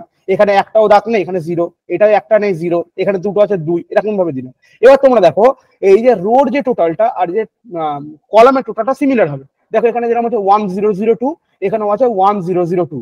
তারপরে দেখো 4টে 1 আছে, এখানে দেখো 4টে 1 আছে, 1 2 3 4, তারপরে 02 আছে, তারপরে 02 আছে। তো এটা হচ্ছে প্ল্যান্ডার্স এর নিয়ম। 10 × 10 এর যে আমি টেবিলটা দেখলাম, যে টেবিলে আমি সিকোয়েন্স অনুযায়ী আমি পেয়ার গুলোকে ফিল করব, ফিল করার পর রো টেবিল যেটা হবে, রো টোটাল যেটা হবে, এ টোটালও মানে কলাম টোটালও সেইটা হবে। এই অবধি কি বোঝা গেছে? হ্যাঁ স্যার। এত ইন্টিগ্রেটেড স্যার, কিন্তু বোঝা পরীক্ষা গেছে। আসবে না, বা আসলেও একটা দুটো আসবে। আমি একটু ইন্টিগ্রেটেড পড়াচ্ছি, হ্যাঁ একটু একটু বোঝার চেষ্টা করে, হ্যাঁ একটু টাফ আছে আমিও জানি, বুঝতে পারছি বিষয়টা। আচ্ছা, এবার হচ্ছে ইন্টারপ্রিটেশন। এখান থেকে প্রশ্ন আসে, এই জায়গাটাতে তো ওদের প্রশ্ন আসে বলে আমি ওটা পড়ালাম। আচ্ছা, প্রথমে ইন্টারপ্রিটেশন কি আছে, আমি তো এখানে বুঝে গেলাম কি করে ম্যাট্রিক্স ফুল করবো, এটা আমি বুঝে গেলাম, ম্যাট্রিক্সের রুলস গুলো আমি দেখে নিলাম। এই অবধি হলো কনস্ট্রাকশন অফ ম্যাট্রিক্স চলে গেল। এবার আমি দেখলাম রেজাল্ট, ইন্টারপ্রিটেশন অফ ম্যাট্রিক্স, যে কি বলতে চাইছে। যদি আমরা দেখি যে ক্লাসরুমে টিচার টিচার কিরকম ভাবে পড়িয়েছে, টিচারের পড়ানোর পার্সেন্টেজ কেমন, এইটা যদি আমরা পড়ি, তাহলে আমরা কি করবো? তোমরা সূত্র মুখস্থ করবে না, তোমাদের স্টেটমেন্ট এরকম প্রশ্ন দিতে পারে, তোমরা সূত্র মুখস্থ করবে না। টিচার টক কি ছিল, তোমরা সেই সূত্রে চলে যাও, মানে ফ্ল্যান্ডার্সের প্রথম 7টা ছিল টিচার টক, মনে আছে? আমি স্ক্রিনশট দিতে বলেছিলাম এই জায়গায়। টিচার টকের মধ্যে দেখো ইনডিরেক্ট আর ডিরেক্ট মিলে, ইনডিরেক্ট 4টে এবং ডিরেক্ট হচ্ছে 3টে, মানে এই 7টা আছে তোমার টিচার টক। মানে 1 2 3 4 5 6 7, তাহলে টিচার টক হচ্ছে এই 7টা, মানে আমি বুঝলাম। তাহলে টিচার টক বের করতে গেলে আমাকে কি বের করতে হবে? এই যে 7টা রো ছিল, C1 C2 C3 C4 C5 C6 C7 by N, N মানে যে টোটাল যে ভ্যালুটা ইনটু 100, এইটা করে যে ডেটাটা আসবে সেই ডেটাটা বলবে অ্যাজ পার ফ্ল্যান্ডার টিচার টক রেশিও বা পার্সেন্টেজ অফ টিচার টক। এটা কিভাবে বসাবে? এই দেখো, এই এখান থেকে এই যে ডেটাটা আমরা পেয়েছিলাম, এই ডেটা থেকে প্রথম 7টা আমাদেরকে নিতে হবে, যেহেতু আমরা টিচার টক বের করছি, তাহলে আমাদের কি নিতে হবে? এই 7টা, 1 2 3 4 5 6 7, আমাদের এই 7টার যোগফল, মানে 1 + 2 + 1 + 1 + 1, এই 7টার যোগফল বাই এন, এন মানে কি ছিল? 9। এখানে এন বাই মানে কি ছিল? C1 C2 C3 C4 C5 C6 C7, ওই 7টা ডেটা আনলাম, ওই 7টা ডেটার যোগফল বাই এন, মানে এন মানে সেখানে 9 × 100 করে আমরা যে ডেটাটা পেলাম, এই ডেটাটা আমাদেরকে কি বলবে? As per Flanders interaction analysis technique অনুযায়ী আমাদের পার্সেন্টেজ অফ টিচার টক। এইটা হচ্ছে আমরা এই ডেটার মাধ্যমে আমরা কি পেলাম, আমরা কি বের করতে পারবো? আমরা পার্সেন্টেজ অফ টিচার টক কি ক্লাসে, সেইটা আমরা বের করতে পারবো। এই অবধি বোঝা গেছে? হ্যাঁ স্যার। হ্যাঁ, টিচার টকে আমরা এই 7টা উপরে 7টা কেন নিলাম, এটা যেন না গোলায়, তার কারণ হচ্ছে আমরা জানি টিচার টক মানে হচ্ছে 4টে ইনডিরেক্ট এবং 3টে ডিরেক্ট, তো ওই 7টা যেহেতু ছিল সেই জন্য 7টা ডেটাকে আমরা নিলাম, তো এই জন্য আমরা 7টা নিলাম। এবার সিমিলার, এইটা বুঝলে প্রত্যেকটা বুঝতে পারবে। তারপরে কি আছে? ইনডিরেক্ট টিচার টক। ইনডিরেক্ট টিচার টক কি ছিল? তোমরা মনে করো প্রথম টিচার টক 7টা ছিল, তার মধ্যে যদি আমি ইনডিরেক্ট টিচার টক দেখি, ইনডিরেক্ট টিচার টক রেশিও, তাহলে ইনডিরেক্ট টিচার টক কি ছিল? প্রথম 4টে। হ্যাঁ বলো কোনটা? স্যার এনটা কত বললেন? এন এন হচ্ছে তোমার টোটাল, যে তুমি যে ভ্যালুটা পেলে না, এই যে টোটাল রো, হ্যাঁ এই 1 2 1 1 1 1 2 এই যোগ করে যে ডেটাটা পেলে, এইটা হচ্ছে এন। মানে টোটাল রো, মানে রোর যে টোটালটা বা কলামের যে টোটালটা, দুটোরই দেখো যোগফল দেখো 9 হবে। দেখো 1 আর 2 3 4 5 6 7 8 9, এখানে 9 চলে আসলো। এখানে যদি আমি যোগ করি 1 আর 2 3 4 5 6 7 আর 2 9 9, তো এন হচ্ছে, আমি ওই যে ফুল ম্যাট্রিক্সটা ফিল আপ করার পর যে ডেটাটা পাবো সেইটা হচ্ছে এন। এখানে আমাদের এন হচ্ছে কি? 9। আর এখানে আমাদের এই কলাম গুলো যোগফল 9 বেরিয়েছে এবং রো গুলো যোগফলও 9 বেরিয়েছে। ঠিক আছে? এই অবধি ঠিক আছে? না স্যার, 9 সংখ্যাটা বুঝতে পারলাম না। তুমি এই যে ডেটাটা পেলে, এই যে টেবিলটা পেলে, এই যে টেবিলের মধ্যে এই যে তুমি কলাম গুলো আছে, মানে টোটালে যেগুলো আছে এগুলো যোগ করো। এখানে ডেটাটা আছে এই লাস্টের ডেটাটা বাদ দিয়ে এই 2 অবধি যোগ করো, 1 থেকে এই 2, একদম উপরে 1 থেকে এই 2 অবধি যোগ করো। দেখো 1 আর 2 3 4 5 6 7 আর 2 9, এখানে এই 9 আসলো। বুঝতে পেরেছো এবার? হ্যাঁ হ্যাঁ হ্যাঁ, বুঝতে পেরেছি। এবার এই যদি তুমি সিমিলার ভাবে রো টোটাল যেটা হবে, কলাম টোটালও সেটা হবে। তো ফ্ল্যান্ডার্স এর রুলসও কিন্তু এটা, আমি কিন্তু প্রত্যেকটা রুলস লিখিনি এই জন্যই। তোমাদের যদি কালকে স্টেটমেন্ট বেসিসে এরকম প্রশ্ন দেয় যে as per Flanders interaction analysis technique row total equal to column total, তোমরা জানো এটা অবশ্যই কিন্তু ঠিক, row total equal to column total, তোমরা একদম খাতা কলমে অঙ্ক করে দেখলে, তো এটা কিন্তু তোমার মাথায় রেখো। তাহলে আমরা কি দেখলাম যে রো টোটাল যেটা হলো সেটাই হচ্ছে কলাম টোটাল, সেটাই হচ্ছে আমাদের এন। যেহেতু এখানে টিচার টক বের করতে বলেছিল, তাই আমরা প্রথম 7টা ডেটা নিলাম, যেহেতু প্রথম 7টা রিপ্রেজেন্ট করছে কাকে? টিচার টককে। তো আমরা এখান থেকে প্রথম 7টা ডেটা নিলাম এই অবধি, এই 7টা ডেটার যোগফল বাই n ইন্টু 100, এটা করলে যেটা আসবে সেটা হচ্ছে টিচার টক রেশিও বেরিয়ে গেল। আচ্ছা, তারপরে যদি আমরা বের করতে চাই ইনডিরেক্ট টিচার টক, তাহলে ইনডিরেক্ট টিচার টক তোমাদের মনে আছে, সেই আমি স্ক্রিনশট নিতে বলেছিলাম। ইনডিরেক্ট টিচার টক কি কি ছিল? প্রথম 4টে, 1 2 3 4, প্রথম যে 4টে ছিল সেই 4টে ছিল ইনডিরেক্ট টিচার টক। আমি আরেকবার দেখিয়ে দিই, এখানে ছিল ইনডিরেক্ট টিচার টক, এই ইনডিরেক্ট টিচার টকের মধ্যে 1 2 3 4 এই অবধি, আর ডিরেক্ট ইনফ্লুয়েন্স এই 3টে ডিরেক্ট ইনফ্লুয়েন্স ছিল। তাহলে 1 2 3 4 যেটা, এই 4টে গেল কি ইনডিরেক্ট টিচার টক। তাহলে আমি কি করলাম, আমি নর্মাল এখানে এই প্রথম 4টে ডেটা নিলাম, নর্মাল প্রথম 4টে ডেটা নিলাম বাই n ইন্টু 100, এটা করে যেটা আসবে সেটা ইনডিরেক্ট টিচার টক রেশিও বেরিয়ে যায়। আচ্ছা, এবার ডিরেক্ট টিচার টক যদি বলে, ডিরেক্ট টিচার টক আমরা দেখেছি তারপরের 3টে ছিল, মানে অর্থাৎ তারপরের 3টে যেটা ছিল এই 4টে বাদ দিয়ে দিলে তারপরে যে নাম্বারিং করেছিলাম যে লেকচারিং, গিভিং ডিরেকশন আর ক্রিটিসাইজিং, মানে 5 6 7, তার মানে এই 5 6 7 মানে 5 + 6 + 7, মানে আমাকে এই ডেটাটা নিতে প্রথম 4টে 1 2 3 4 চলে গেল ইনডিরেক্ট, আর তারপরের যে 3টে মানে 5 6 7 এই 3টে ডেটা, মানে 1 + 1 + 1 এই 3টে ডেটা নিতে হবে। তাহলে আমি কি করলাম এখানে মানে 5 নম্বর 6 নম্বর আর 7 নম্বর ডেটাটা নিলাম বাই n ইন্টু 100, করলে আমার কি হয়ে গেল ডিরেক্ট টিচার টক রেশিও বেরিয়ে গেল ক্লাসরুমে। বোঝা যাচ্ছে? হ্যাঁ স্যার। Very good. আচ্ছা, তারপরে এবার আমি যদি মনে করি যে আমি পিপল স্টক রেশিও বের করবো, পিপল তো আর ভাগ করা ছিল না, পিপল টককে টিচার টককে যেন ভাগ করেছিল ডিরেক্ট ইনডিরেক্টে, পিপল টকটাকে ভাগ করেনি, তো পিপল টকটাকে একসাথে বেরোবে। তো পিপল টক রেশিও কি আছে, পিপল টক রেশিও যদি বের করতে পারি, পিপল টক যেটা ছিল দুটো ছিল, একটা পিপল টক রেসপন্স ছিল আর একটা পিপল টক ইনিশিয়েশন ছিল। মানে দেখো কলাম 8 আর 9 দেখো নাম্বারিং ছিল, এই 8 হচ্ছে পিপল টক রেসপন্স আর পিপল টক ইনিশিয়েশন, তখন আমার 8 ডেটা এবং 9 যেটা যোগফল বাই n। এখানে একদম আমি ম্যাথমেটিক্যালি এসে এই ডেটা এইটা আর 9 যেটা, এই দুটো ডেটা যেটা পেয়েছিলাম এই দুটো ডেটা আমি করবো যোগ করে দেবো, এই দুটো ডেটা C8 আর C9, 8 ডেটা এবং 9 ডেটা বাই n ইন্টু 100 করলে আমার কি, আমার অ্যাজ পার ফ্ল্যান্ডার্স আমার পিপল স্টক রেশিও আমি পেয়ে যাবো। আর লাস্ট যেটা হচ্ছে সাইলেন্স বা কনফিউশন, আমার ক্লাসে সাইলেন্স বা কনফিউশন কতটা আছে সেটা কি করে বুঝবো? দেখো সাইলেন্সের একটাই আছে, কলাম 10, সাইলেন্স তো কোথাও বিশেষ ভাগে ভাগ করেনি, ওর আন্ডারে একটাই দিয়েছিল, এই সাইলেন্স বা কনফিউশনকে 10, মানে সাইলেন্স বা কনফিউশনকে 10কে ডিলিট করেছিল।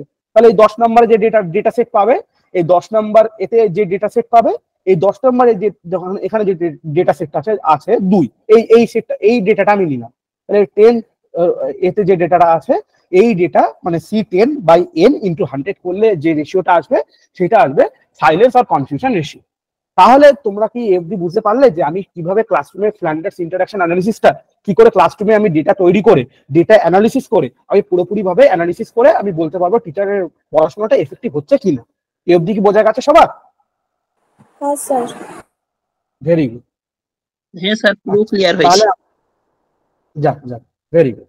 আচ্ছা, তাহলে আমরা ফ্ল্যান্ডার্স এর এখান থেকে তোমরা কিন্তু প্রচুর প্রশ্ন পাবে, মানে এখান থেকে তোমরা আশা করছি বুঝে গেছো। আর তোমরা প্রত্যেকটা জিনিস দেখো, তোমাদের কিন্তু মানে এ করার জন্য টি টার্ম দিতে পারে, এরকম টি ডিফেন্ড করছে দেখো টিচার স্টককে, তো পরীক্ষায় এরকম টি দিতে পারে, তো টি দিলে টিচার স্টক দেবে। এগুলো যদি পরীক্ষা কোনোবার খুব টাফ করে তখন এসব প্রশ্নগুলো দেবে। তো টি মানে টিচার স্টক, তোমরা এটা একটু খেয়াল করে নেবে। আচ্ছা, আইটিটি মানে হচ্ছে ইনডিরেক্ট টিচার টক রেশিও। ডিটিটি মানে যে ডিরেক্ট টিচার টক রেশিও। আচ্ছা, পিটি মানে হচ্ছে পিপল স্টক রেশিও। আচ্ছা, এসসি মানে হচ্ছে সাইলেন্স আর কনফিউশন বা সাইলেন্স কনফিউশন রেশিও। তো এইটাকেও তোমরা একটু খেয়াল করো, এইভাবে তোমাদেরকে দিতে পারে। তোমরা কোনো সূত্র মুখস্থ করবে না, সূত্র আমি বুঝিয়ে দিলাম। যেটা দেবে যদি ইনডিরেক্ট দেয় তোমরা মনে করবে যে প্রথম 4টে ছিল ইনডিরেক্ট, ওই 4টে যোগফল বাই n ইন্টু 100, একদম মুখস্থ করে কিছু নেই। যদি টিচার স্টক দেয় তোমরা জানবে টিচার স্টক 7টা নিয়েছিল, তো 7টা ডেটার যোগফল বাই n ইন্টু 100। যদি ডিরেক্ট স্টক দেয় তারপরে 5 6 7 দিয়েছিল, 5 6 7 বাই n ইন্টু 100, একদম বুঝে করে নেবে। আচ্ছা, এবার আমি আসলাম কি অ্যাডভান্টেজেস আর ডিসঅ্যাডভান্টেজ। আমি একটু বলি। হ্যাঁ বলো। হ্যাঁ বলছি স্যার, টিচার টক যদি ডাইরেক্ট দেয় তাহলে তখন 7 যোগ হবে তো বাই n ইন্টু 100, কিন্তু এখানে যদি ডাইরেক্ট মানে ডাইরেক্ট যদি বলে দেয় তখন 3 হবে, 3 বাই n ইন্টু 100, কিন্তু ইনডাইরেক্ট যদি বলে দেয় সেখানে 4 বাই n ইন্টু 100। 4 হবে না, কিন্তু ওই কলামের যে 4টে ছিল, কারণ তোমরা তো জানো ডিরেক্ট মানে কত না অ্যাজ পার ফ্ল্যান্ডার্স কত নাম্বার ছিল, 5 6 7 ছিল। এই যে ফ্ল্যান্ডার্স এর যে ডেটাটা, এই ডেটাটাতে 5 6 7 ডিরেক্ট আছে, 5 6 7, তো এখানে কিন্তু 5 6 7 ডেটাটা থাকবে। এই যে ফিফথ লাইনে যে ডেটাটা, এই ডেটাটা, 6th লাইনে যে ডেটাটা এই ডেটাটা, আর 7th লাইনে যে ডেটাটা এই ডেটাটা, এই 3টে ডেটা আছে। তোমরা জানি 1 2 3 বসিয়ে দিও না। আচ্ছা আচ্ছা আচ্ছা, ঠিক ঠিক আছে। আছে, এই যে ডেটাটা প্রথম যদি 4টে যদি দেখো, আমি এখান থেকে বোঝাই, যদি যদি টিচার স্টক বসায়, টিচার স্টক তো প্রথম 7টা ছিল, তাহলে এখান থেকে 1 2 3 4 5 6 7 এই যে ডেটাটা আছে, এই টোটালের যে 7টা ডেটা, এই 7টা ডেটা যোগফল বাই n ইনটু 100 হয়ে গেল টিচার স্টক। আচ্ছা, যদি যদি ইনডিরেক্ট টিচার স্টক দেয়, ইনডিরেক্ট টিচার স্টক দেখো তুমি ওই তোমরা এটা খোলো স্ক্রিনশট, আমি যেটা তুলতে বলেছিলাম ওইটা খোলো, যেখানে নাম্বার দেওয়া আছে এবং এ দেওয়া আছে, তাহলে তোমরা বুঝতে আরো ভালোভাবে বুঝবে। ওইটা খুলে দেখো, আমি বারবার যেতে পারছি না, মানে তোমাদের বুঝতে অসুবিধা হবে, তাই এইটা তোমার স্ক্রিনশট মেরেছিলে যেটা, এটা খুলে রাখো, তাহলে তোমাদের আরো ভালোভাবে বোঝা যাবে। মানে আমি আরেকবার রিকল করাচ্ছি। তো এইটা তুমি এইটা থাকলেই মনে থাকবে। তো এইটা যেটা ছিল ইনডিরেক্ট, যেটা ছিল ইনডিরেক্ট তো ছিল প্রথম 4টে, একদম প্রথম 4টে 1 2 3 4 ইনডিরেক্ট টিচার টককে রিপ্রেজেন্ট করছিল। তাহলে এই 1 2 3 4 এই যে 4টে ডেটা, এই 4টে ডেটা যোগফল বাই n ইনটু 100, এইটা হয়ে গেল ইনডিরেক্ট টিচার টক। আচ্ছা, যে ডিরেক্ট টিচার টক থাকে, যে ডিরেক্ট টিচার টক থাকে, দেখো 5 6 7 হচ্ছে ডিরেক্ট হচ্ছে ডিরেক্ট টিচার টক। তাহলে আমাকে 5 6 আর 7 এই যে 3টে ডেটা, এই 3টে ডেটার যোগফল বাই n ইনটু 100 করে আমার ডিরেক্ট টিচার টক বের করতে হবে। তারপর দেখো স্টুডেন্ট টক, দেখো 8 আর 9, 8 হচ্ছে স্টুডেন্ট টক রেসপন্স আর স্টুডেন্ট টক ইনিশিয়েশন হচ্ছে 9। তাহলে 8 নম্বর ডেটা আর 9 নম্বর ডেটা, এই যে ডেটাটা, এই ডেটার যোগফল বাই n ইনটু 100 হচ্ছে স্টুডেন্ট টক। আর সাইলেন্স দেখো একটাই, 10 নম্বর হচ্ছে সাইলেন্সকে রিপ্রেজেন্ট করছে। তাহলে 10 নম্বরে যে ডেটাটা পড়ে থাকবে টোটালে, এই ডেটাটা এই যে আমরা ডেটাটা পাচ্ছি, এই ডেটাটা বাই হচ্ছে n ইনটু 100 হচ্ছে সাইলেন্স বা কনফিউশন বের করা রেশিও। এবার কি বোঝা গেছে, ক্লিয়ার হয়েছে পুরোটা? হ্যাঁ হ্যাঁ স্যার, ক্লিয়ার হয়েছে। হ্যাঁ, ঠিক আছে। আচ্ছা, এবার আমরা অ্যাডভান্টেজেস এন্ড ডিসঅ্যাডভান্টেজেস দেখবো। আচ্ছা, ফ্ল্যান্ডার্স তো আমরা দেখলাম, তো ফ্ল্যান্ডার্স এর এই ইন্টারেকশন অ্যানালিসিস আমরা কেন করবো, এর থেকে আমরা কি অ্যাডভান্টেজেস পেলাম? এবার প্রথম অ্যাডভান্টেজেস হচ্ছে এইটা কি করছে, এইটা স্টুডেন্ট টিচার নিজের পড়ানোটা রিফ্লেক্ট করতে হবে। টিচার যদি দেখে যে আমি ফ্ল্যান্ডার্স ইন্টারেকশন অ্যানালিসিস আমি প্রত্যেকটা রেশিও আমার হাই, আমি খুব ভালো পড়াচ্ছি, তো আমার টিচার বুঝতে পারবে যে আমি ভালো পড়াচ্ছি, তাহলে আমি আমার এই পেজটা কন্টিনিউ করলেই হবে। এবং টিচার যদি মনে করে যে না, স্টুডেন্টদের রেসপন্স খুব কম হচ্ছে, স্টুডেন্ট রেসপন্স রেশিও খুব কম আসছে, তো সেই ক্ষেত্রে কি করতে হবে, আমাকে আরো বেশি ইন্টারঅ্যাক্টিভ ওয়েতে পড়াতে হবে। তো এখানে টিচার কি করতে পারবে, নিজের পড়ানোটাকে রিফ্লেক্ট করতে পারবে। আচ্ছা, encouragement of more students participation. আচ্ছা, স্টুডেন্টরা পার্টিসিপেট করতে পারবে, সেইটার জন্য আমরা এনকারেজ করতে পারি এই ফ্ল্যান্ডার্স এই টেকনিকের মাধ্যমে। আচ্ছা, তারপরে কি আছে, এখানে স্টুডেন্ট এঙ্গেজমেন্ট করতে পারে, আমি প্রত্যেকটা আলোচনা করছি, তোমরা দেখে নিই, এগুলো একদম ইজি। তারপরে কি আছে, গিভ ফিডব্যাক ফর ইমপ্রুভমেন্ট। তো এইসব কারণের জন্য আমরা কি করতে পারি, ফ্ল্যান্ডার্সের এইগুলো আমরা অ্যাপ্লাই করতে পারি, বা এর অ্যাডভান্টেজেস এইগুলো। এর ডিসঅ্যাডভান্টেজেসটা হচ্ছে ইম্পর্টেন্ট। এর ডিসঅ্যাডভান্টেজের মধ্যে প্রথমে দেখো এখানে কি আছে, বলছে it's ignore non verbal communication. তাহলে পুরো যে ফ্ল্যান্ডার্স ইন্টারাকশনটা হলো, আমরা পুরো ফ্ল্যান্ডার্স ইন্টারাকশনটা দেখো, প্রত্যেকটা আমরা কি করেছিলাম, আমরা ভার্বাল কমিউনিকেশনটা রেট করেছিলাম, আমরা নন ভার্বাল কমিউনিকেশনকে দেখিইনি। তাহলে এখানে পুরো নন ভার্বাল কমিউনিকেশনকে পুরো বাদ দিয়ে দিল।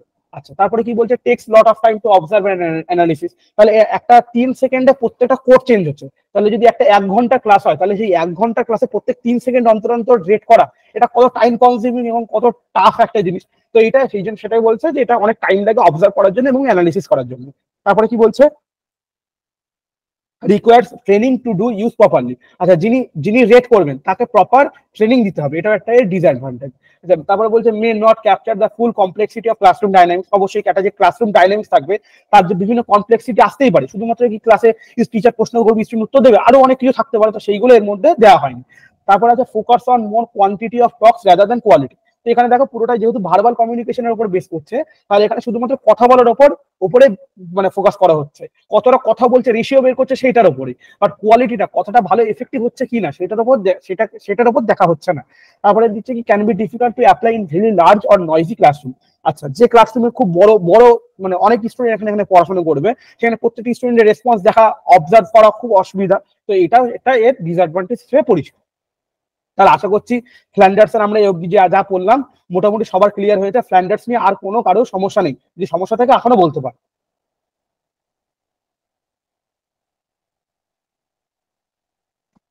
না স্যার, বুঝতে পেরেছি, আমার পুরো ক্লিয়ার। আচ্ছা, ভেরি গুড। বাকিটা ক্লিয়ার হয়েছে? হ্যাঁ স্যার, ক্লিয়ার। স্যার একটা হ্যাঁ, ঠিক আছে, ঠিক আছে। আচ্ছা, তাহলে ফ্ল্যান্ডার্স আমরা দেখলাম ফ্ল্যান্ডার্স এর ডিসঅ্যাডভান্টেজের মধ্যে আমরা দেখলাম যে সবচেয়ে বড় জিনিস যেটা হাইলাইট সেটা হচ্ছে নন ভার্বাল কমিউনিকেশনকে ইগনোর করা। তো এর উপর বেস করেই আমাদের নেক্সট যে ইন্টারাকশন অ্যানালিসিস টেকনিক সেটা হচ্ছে গ্যালোয়েজ ইন্টারাকশন অ্যানালিসিস। প্রশ্ন আচ্ছা, হ্যাঁ বল।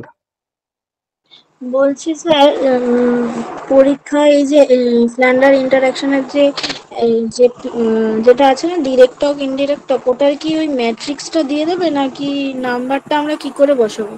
মেট্রিক্সটা এখন অব্দি পরীক্ষায় ডিরেক্ট এভাবে প্রশ্ন আসেনি, তা আমি তোমাদের ইন ডিটেল বোঝানোর জন্য করালাম। যদি কোনোদিন এরকম তোমাদের প্রশ্ন দেয় তাহলে তোমাদের ওই C1, C2, C3, C4, C5, C6, C7, C8, C9, C10 প্রত্যেকটা মানের ডেটা দিয়ে দেবে। হ্যাঁ, তোমরা ডেটা না দিলে তো তোমরা তো অঙ্ক বের করে করতে পারবে না, তো তোমরা ডেটা পেয়ে যাবে।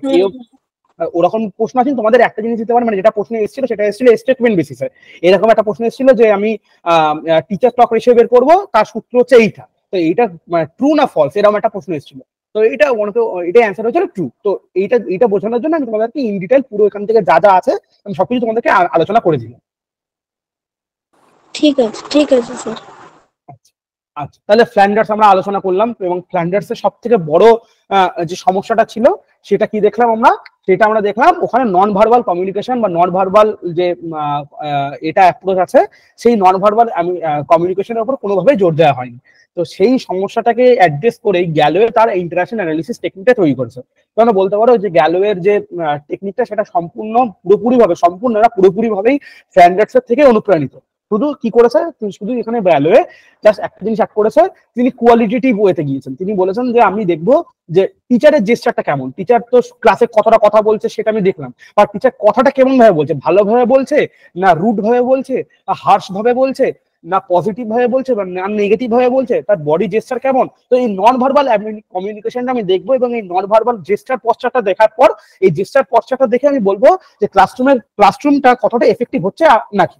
তো এখানে তিনি কি বলছে, এখানে তিনি বলছে দেখো, focus on emotional tone of student teacher interaction, considering how body language, facial expression, tone of voice effects learning environment, analyzing the overall classroom atmosphere including emotional and motivational impacts on student, highlighting the importance of non-verbal cues, and looking at how non-verbal communication supports or hinders student engagement and participation। তাহলে তোমরা বুঝতেই পারছো এখানে ফুল focus করা হচ্ছে কিসে, non verbal কমিউনিকেশনের উপর। গ্যালো নতুন করে কিছুই বলেনি, গ্যালো শুধু কি বললো, শুধুমাত্র নন ভার্বাল যেটা ভার্বাল ইন্টারাকশন ছিল ফ্ল্যান্ডার্স এর, তার সাথে নন ভার্বাল অ্যাসপেক্টটা অ্যাড করে দিয়েছে। এবার কি করলো, এর আমরা বেসিক অ্যাজাম্পশন করে নিই। এই বেসিক অ্যাজাম্পশন যেগুলো আমরা আলোচনা করলাম সেগুলোই, non verbal communication is important for learning, আর ইমোশনাল টোন ইনফ্লুয়েন্স করে, ব্যালেন্স করে টিচার অথরিটি এবং স্টুডেন্ট অটোনমির মধ্যে, এটাকে ইমোশন নন ভার্বাল কমিউনিকেশনকে এফেক্ট করে, কোয়ালিটি অফ ইন্টারাকশন এফেক্ট করে। আচ্ছা, টিচার বিহেভিয়ার স্টুডেন্টদের অ্যাটিটিউড ইমোশনকে শেপ করতে দেয়, ক্লাসরুম অ্যাটমসফিয়ার একটা ওভারঅল ভূমিকা পালন করে। তো যখনই তোমরা ফ্ল্যান্ডার্স করবে, তোমরা ভার্বাল ওয়েতে যা যা প্রশ্ন পাবে সেগুলো ঠিক ঠিক হবে, এবং গ্যালোয়েতে যা যা নন ভার্বাল রিলেটেড যেগুলো থাকবে, নন ভার্বাল রিলেটেড যা যা অপশন থাকবে, নন ভার্বাল রিলেটেড যা যা পোর্শন থাকবে, সবগুলো কার সাথে অ্যাসোসিয়েট হচ্ছে, সরাসরি গ্যালোয়ে সিস্টেম অফ ইন্টারাকশন অ্যানালিসিসের সাথে সরাসরি ভাবে অ্যাসোসিয়েশন হচ্ছে। আচ্ছা, এর থিওরিটা আমরা দেখি। এর থিওরিটা দেখো একদম নর্মাল ক্যাটাগরি ভাগ করেছে, একটু ফেটে গেছে, ফটোটা আমি বড় করেছি বলে। সেটা হচ্ছে দেখো, এই 10টা যে ফ্ল্যান্ডার্সে যে 10টা ডিরেক্ট ভার্বাল কমিউনিকেশন ছিল, সেই 10টা এখানে দিয়েছে। তার সাথে কি করলো, এই শুধুমাত্র এর কন্ট্রিবিউশন হচ্ছে কি, গ্যালোয়ে ভদ্রলোকের, ইনি শুধু করেছেন কি, শুধুমাত্র নন ভার্বাল জিনিসটা অ্যাড করেছেন, আর নতুন করে কিছুই করেননি। ইনি ওনার ওই জিনিসটা নিজের নামে চালিয়ে দিয়েছে।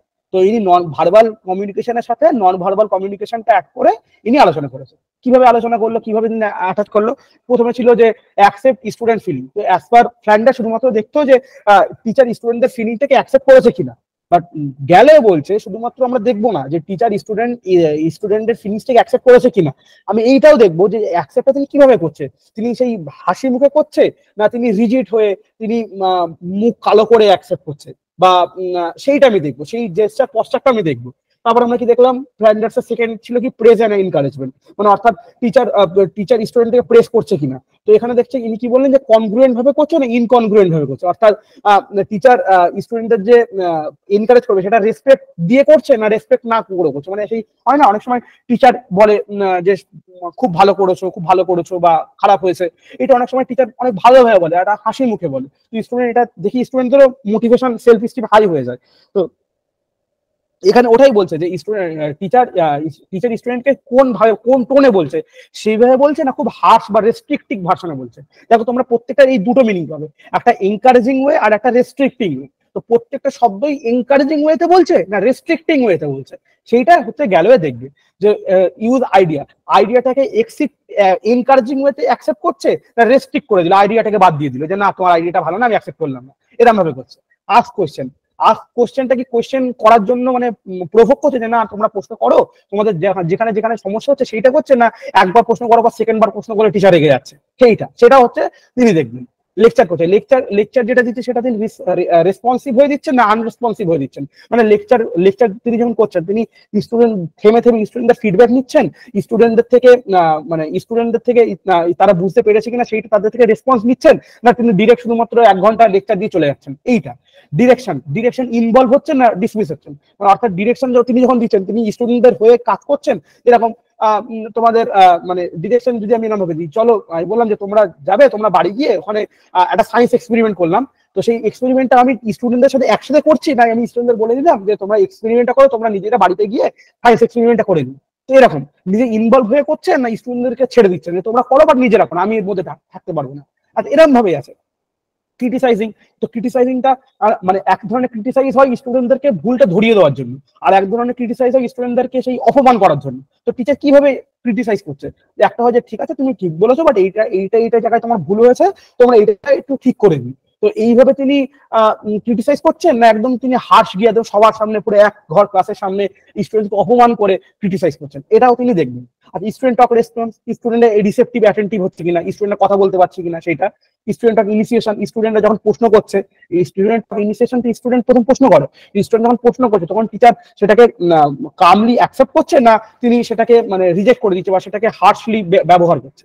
আর সাইলেন্স কনফিউশন হচ্ছে যখন দেখবে ক্লাসরুমে দুভাবে সাইলেন্স হতে পারে, একটা যে ক্লাসরুমের মাহল খুব ভালো, কি পড়বো সেটা ভাবার জন্য একটা হাসি মহল থাকে, তার জন্য সাইলেন্স থাকতে পারে, মানে খুব ভালো পড়ালে টিচার খুব ভালো পড়ালেও সাইলেন্স থাকে ক্লাস, আর টিচার খুব খারাপ পড়ালে স্টুডেন্ট পড়াশোনা করে না, স্টুডেন্ট রেস্ট্রিক্টিং ওয়েতে চলে যায়, তো তখনও স্টুডেন্ট ক্লাসে কনফিউশন হয়। তো সেই কনফিউশনটা পজিটিভ ওয়েতে কনফিউশন বা সাইলেন্স বা কনফিউশনটা নেগেটিভ ওয়েতে, সেটাও গ্যালোয়ে দেখবেন। তো এই হচ্ছে গ্যালোয়ের ইন্টারাকশন অ্যানালিসিস টেকনিক। এটা কি বোঝা গেছে?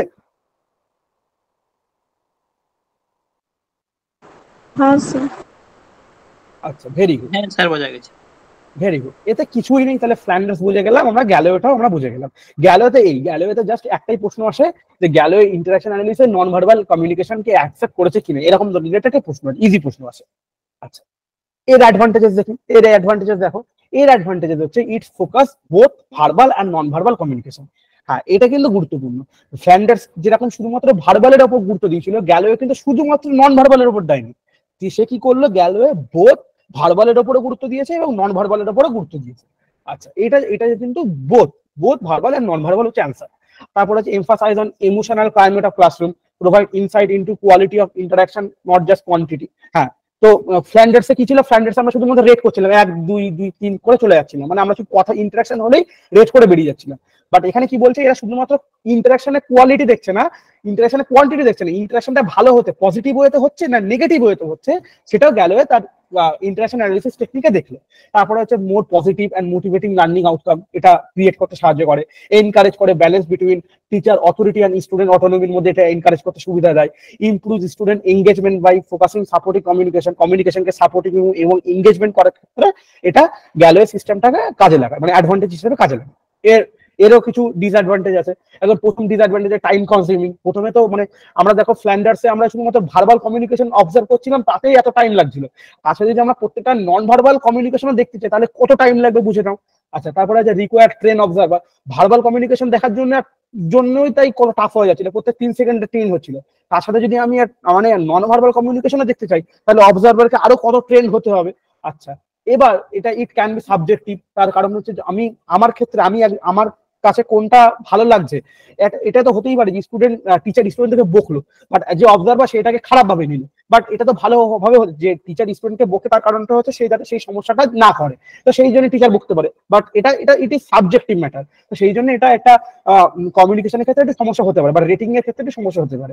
Difficulty implement in large and crowded classroom, focus on emotional aspect but overlook cognitive learning out elements. তো যেটা গ্যালোয়ে সিস্টেম যেটা বলছে, এটা পুরোপুরি ফোকাস করছে কি ইমোশনাল অ্যাসপেক্ট, যেটা নন ভার্বাল অ্যাসপেক্টের উপর, বাট এটা কগনিটিভ লার্নিং এলিমেন্টস এর উপর সেইভাবে এফেক্ট করছে না। তাহলে মোটামুটি ভাবে আমরা এখন অব্দি যেটা যেটা করলাম, আমরা মূল যে দুটো বড় বড় এরিয়া ছিল আমাদের সিলেবাসে, ফ্ল্যান্ডার্স অ্যানালিসিস টেকনিক আর গ্যালোয়ে অ্যানালিসিস টেকনিক, এই দুটো কি সবার পুরোপুরি ভাবে ক্লিয়ার হয়েছে? হ্যাঁ স্যার। হ্যাঁ স্যার, ভেরি গুড, হয়েছে। Very good. আচ্ছা, এবার আছি আমরা একদম ছোট ছোট, এবার দুটো বাচ্চাদের টপিক আছে, আমরা আলোচনা করে নিই। সেটা হচ্ছে ক্রাইটেরিয়া ফর টিচার ইভালুয়েশন। আচ্ছা, ক্রাইটেরিয়া ফর টিচার ইভালুয়েশন কি? ক্রাইটেরিয়া ফর টিচার ইভালুয়েশন হচ্ছে যে আমরা যে টিচিং পড়াচ্ছি বা টিচারদের যে আমরা পড়াচ্ছি, টিচারদের কি ইভালুয়েশন করা, একদম নর্মাল জিনিস। আমরা টিচারদেরকে ইভালুয়েট করবো, একটা টিচার সে ভালো কি খারাপ সেটাকে আমরা ইভালুয়েট করবো। তো এইটা আমরা কিভাবে করব? এইটাকে দেখো, এইটাকে তিনটা ভাগে ভাগ করা হয়েছে।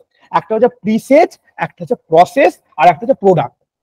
তাহলে আমরা কি দেখলাম, টিচার ইভালুয়েশনের তিনটে টাইপ আছে, একটা হচ্ছে প্রিসেজ, একটা হচ্ছে প্রসেস, আর একটা হচ্ছে প্রোডাক্ট। এখান থেকে কিন্তু প্রশ্ন এসছে, পিআইকিউতে প্রশ্ন এসছে।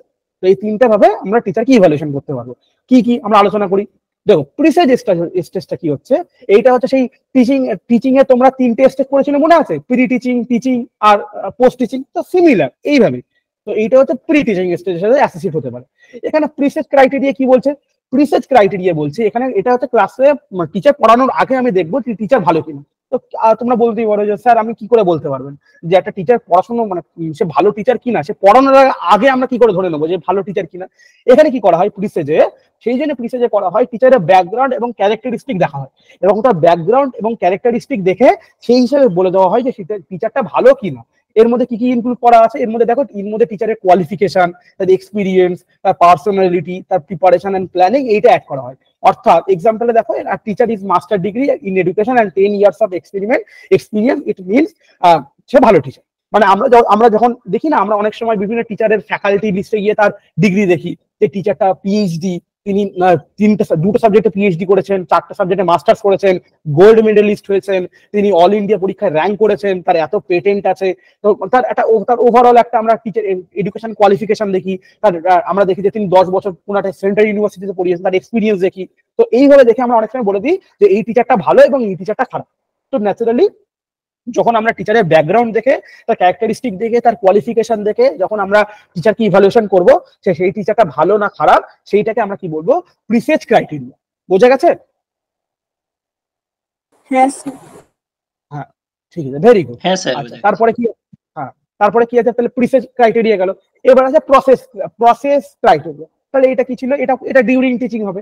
এখানে কি হচ্ছে, এখানে সরাসরি আমি দেখবো যে টিচার ক্লাসে কতটা ভালো পড়াচ্ছেন, তার ডিগ্রি কি আছে আমি দেখবো না, সে ডিগ্রি কি করছে আমি সেটাও দেখবো না। আমি দেখবো যে ক্লাসে টিচার কিভাবে পড়াচ্ছেন, অর্থাৎ তিনি স্টুডেন্টদের ইন্টারাকশন কেমন করাচ্ছেন, তিনি পড়ানো জিনিসটা কতটা এফেক্টিভ করাচ্ছেন, মানে তিনি পড়াচ্ছেন, স্টুডেন্টরা ঘুমাচ্ছে এমন হচ্ছে না তো, তিনি কতটা এফোর্ট দিচ্ছেন পড়ানোর মধ্যে, তিনি কতটা প্রশ্ন করছেন, তিনি কত নতুন নতুন টিচিং টেকনিক ইউজ করছেন, এইটা দেখে। অর্থাৎ ক্লাসে আমি বসে ডিউরিং টিচিং এ দেখে, আমি যখন টিচারের পড়ানো দেখে আমি টিচারকে ইভালুয়েট করবো, সেটা হচ্ছে ক্রাইটেরিয়া। এখানে কি করা হয়, এখানে দেখো teaching method, classroom management, student engagement, এইগুলো কি অ্যাসপেক্ট আছে, এইগুলো দেখে আমি বলতে পারি যে ক্লাসরুমে টিচার মানে টিচার ভালো না খারাপ। এখানে দেখো এক্সাম্পল লেখা আছে, ডিউরিং অ্যান অবজারভেশন আর teacher assess by how questioning technique engage student, how the organise group discussion, এইসব। মানে অর্থাৎ যখন একটা ক্লাসে যদি টিচার কিভাবে প্রশ্ন করছে, স্টুডেন্টরা কিভাবে পড়াটাকে এনজয় করছে, কিভাবে নতুন নতুন জিনিস শিখছে ডিউরিং টিচিং এ, সেইটা দেখে যখন আমি টিচারকে বিচার করবো সে ভালো পড়াচ্ছে না খারাপ পড়াচ্ছে, সেই হিসাবে যখন আমি টিচারকে ইভালুয়েট করবো, সেটা হচ্ছে প্রসেস ক্রাইটেরিয়া। আচ্ছা, আর লাস্ট হচ্ছে কি প্রোডাক্ট ক্রাইটেরিয়া। তোমরা দেখো প্রোডাক্ট, তো এইটা হচ্ছে আউটকাম ওরিয়েন্টেড, অর্থাৎ পোস্ট টিচিং ওরিয়েন্টেড।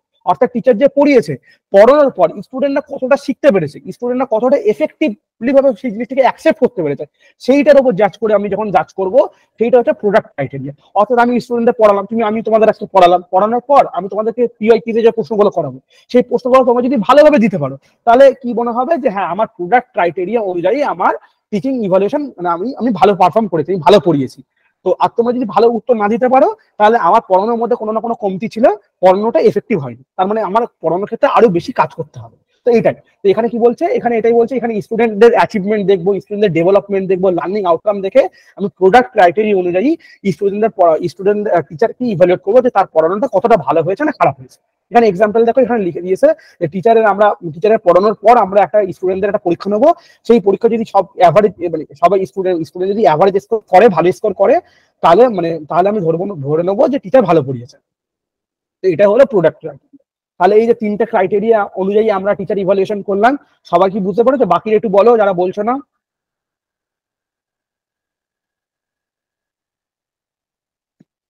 হ্যাঁ স্যার, বুঝতে স্যার পেরেছি। প্রোডাক্টটা আমি শুনতে পাইনি, একটু নেটের সমস্যা হলো, আচ্ছা, এটা একটু প্রোডাক্ট বলে দেবেন? ক্রাইটেরিয়াটা, হ্যাঁ অবশ্যই। প্রোডাক্ট ক্রাইটেরিয়া কি বলতো? প্রোডাক্ট ক্রাইটেরিয়াটা হচ্ছে যখন তুমি মানে স্টুডেন্টদের আউটকাম দেখে তুমি বিচার করবে। অর্থাৎ আমি যে তোমাদের আজকে পড়ালাম, এই পড়ানোর পর তোমাদেরকে আমি নিশ্চয়ই প্রশ্ন করবো, এই পড়ানো থেকে তোমরা যদি শিখতে পারো তাহলে আমার পড়ানোটা এফেক্টিভ হবে, এবং এফেক্টিভ হলে আমি প্রোডাক্ট ক্রাইটেরিয়া অনুযায়ী আমার পড়ানোটা মানে আমার টিচিং ইভ্যালুয়েশনটা আমি জিতে যাব। অর্থাৎ উদাহরণ দিয়ে বললে, যেরকম ধরো আজকে তোমাদের আমি পড়ানোর পর পিওয়াই কিউজ নেবো, এই পিওয়াই কিউজে তোমরা যদি অ্যান্সার দিতে পারো, সবাই যদি ভালোভাবে অ্যান্সার দিতে পারো, তাহলে আমি বুঝতে পারবো যে হ্যাঁ আমার পড়ানোটা সার্থক হয়েছে, বা আমার পড়ানো থেকে তোমরা শিখতে পেরেছো। অ্যাজ আ টিচার হিসেবে আমি এখানে আমার যে ইভ্যালুয়েশন, সেই ইভ্যালুয়েশন আমি পাস হয়ে গেলাম। তাহলে প্রোডাক্ট ক্রাইটেরিয়া অনুযায়ী তোমাদের রেজাল্টের উপর বেস করে আমার পড়ানোটা ভালো হচ্ছে না খারাপ হচ্ছে সেটা আমি জাজ করতে পারবো। এবং তোমরা যদি পিওয়াই কিউজে ভালো অ্যান্সার না দিতে পারো, তাহলে আমার পড়ানোর মধ্যে কোনো না কোনো কমতি আছে, তো আমাকে ইমপ্রুভমেন্ট করতে হবে, তো এইটার জন্য আমাকে আরো খাটতে হবে। তো মানে প্রোডাক্ট ক্রাইটেরিয়াতে পুরোপুরি আউটকাম ওরিয়েন্টেড ভাবে আমি টিচারের এফেক্টিভনেসকে আমি যাচাই করি। বুঝতে পেরেছো? হ্যাঁ স্যার, বুঝতে পেরেছি। আচ্ছা, তো আজকে একদম তাহলে এই অবধি বোঝা গেল। তা আজকে একদম লাস্ট টপিক, সেটা হচ্ছে rubrics for self and peer evaluation. তোমরা আগের দিনই রুব্রিক্স পড়েছো। রুব্রিক্সটা কি? রুব্রিক্সটা আমরা আগের দিনই পড়েছিলাম, যেটা একটা স্কোরিং শিট, বা এটা একটা স্কোরিং ক্রাইটেরিয়া, যেটা যেটা ভিত্তি করে আমরা কি করতে পারি, আমরা কোনো কিছুকে ইভ্যালুয়েট করতে পারি। তো এই রুব্রিক্স আমরা আগের দিনই পড়েছিলাম যে রুব্রিক্স দুই ভাগে হয়, একটা হচ্ছে হোলিস্টিক রুব্রিক্স আর একটা হচ্ছে অ্যানালিটিক্যাল রুব্রিক্স। তো আমরা আজকে ওই পার্টে গেলাম না। তো যেহেতু অ্যান্ড্রাগজি যেহেতু বড় স্টুডেন্ট, তো বড়দের অ্যাসেসমেন্ট করার জন্য এই রুব্রিক্স আমরা ইউজ করি। এই বড়রা যখন নিজেদের পড়াকে, নিশ্চয়ই বড়রা তো বারবার পরীক্ষা দিতে পারবে না, তো বড়রা এই রুব্রিক্স ইউজ করে অ্যান্ড্রাগজি লেভেলে নিজেদেরকে ইভালুয়েট করার জন্য। কিভাবে করবে? তারা দেখো, তারা দুই ধরনের ইভালুয়েশন শো করে। সেটা হচ্ছে, একটা হচ্ছে সেলফ ইভালুয়েশন আর একটা হচ্ছে পিয়ার ইভালুয়েশন। সেলফ ইভালুয়েশন কি? সেলফ ইভালুয়েশন হচ্ছে যখন স্টুডেন্ট নিজেদেরকে ইভালুয়েট করে দেখছে যে আমি ভালো করে পড়ছি কিনা, নিজেরা নিজেকে সেলফ ইভালুয়েট করছে, তো সেটা চলে গেল সেলফ ইভালুয়েশন। আর পিয়ার ইভালুয়েশন হচ্ছে কি, যখন স্টুডেন্টরা নিজেদের মধ্যে ইভালুয়েট করছে। হয়তো একসাথে 4টে বন্ধু আছে, সবাই একে অপরের ইভালুয়েট করছে, এ এ এ ওরটা ইভালুয়েট করে দিল, ও একটা ইভালুয়েট করে দিল, এইভাবে পিয়ার ইভালুয়েশন কমপ্লিট হচ্ছে। তাহলে রুব্রিক্স ইউজ করে আমরা দুই ভাগে ইভালুয়েশন করতে পারি, একটা হচ্ছে সেলফ ইভালুয়েশন আর একটা হচ্ছে পিয়ার ইভালুয়েশন। এই দুটোতে একদম ইজি, এর মধ্যে খেলাম না। এবার যেটা হচ্ছে, আমি রুব্রিক্স কি করে তৈরি করব, ফ্রেম বা স্টেপস টু ক্রিয়েট রুব্রিক্স। আচ্ছা, প্রথমেই বলে রাখি, রুব্রিক্স তৈরি করার কিন্তু নির্দিষ্ট কোনো স্টেপস নেই।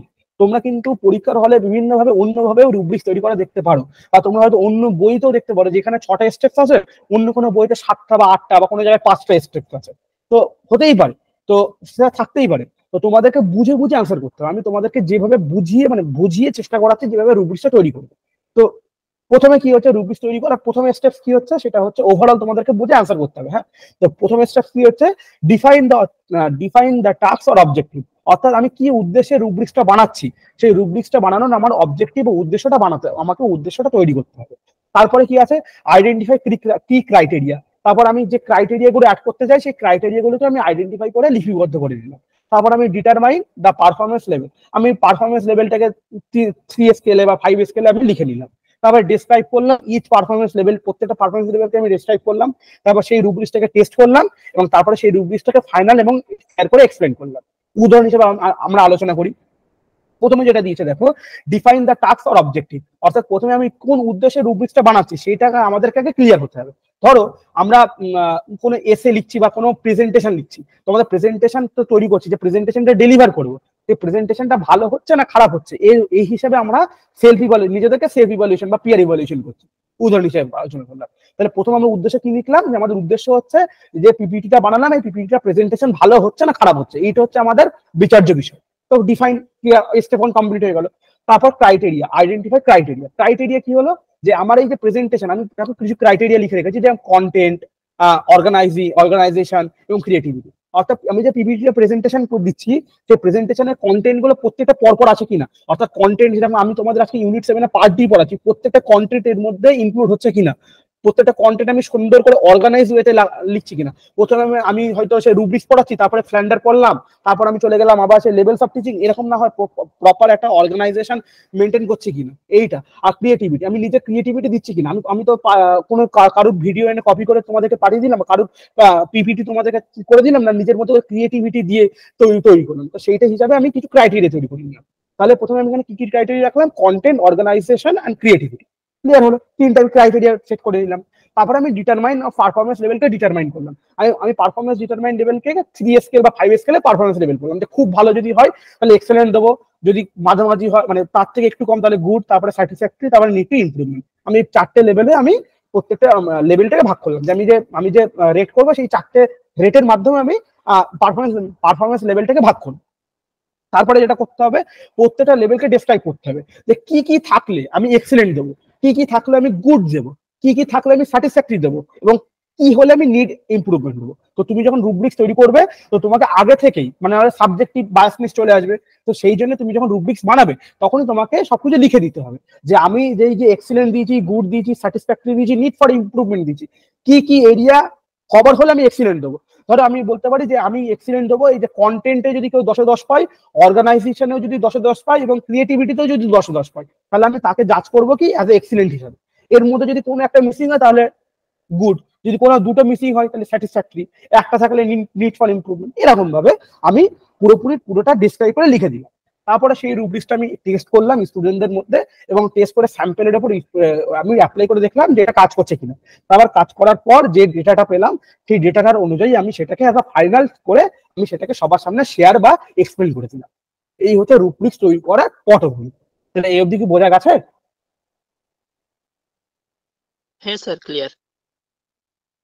তাহলে মোটামুটি আজকে আমরা অনেক কিছু পড়লাম। কি কি পড়লাম একবার দেখি। আজকে আমরা পুরো পার্ট ডি এর প্রত্যেকটা জিনিস এখানে আমরা ছিল, যেটা আমাদের সিলেবাসে ছিল ইন্টারাকশন অ্যানালিসিসের মধ্যে ফ্ল্যান্ডার্স ইন্টারাকশন, গ্যালোয়েজ ইন্টারাকশন, এর মধ্যে construction and interpretation of metrics, এটাও আমরা কভার করেছি। ক্রাইটেরিয়া অফ ফিচার ইভ্যালুয়েশনের product, process and presage criteria ছিল, এটাও আমরা পড়েছি। এবং rubrics for self and peer ইভ্যালুয়েশনে যেটা ছিল সেইটার রেজিস্ট্রি ফর কনস্ট্রাকশন, এটা আমরা দেখছি। তাহলে আজকে আমরা যেটা ওভারঅল পড়লাম, তো এই পড়ার মধ্যে কারো কি কোনো জায়গায় সমস্যা আছে? সমস্যা থাকলে বলতে হবে।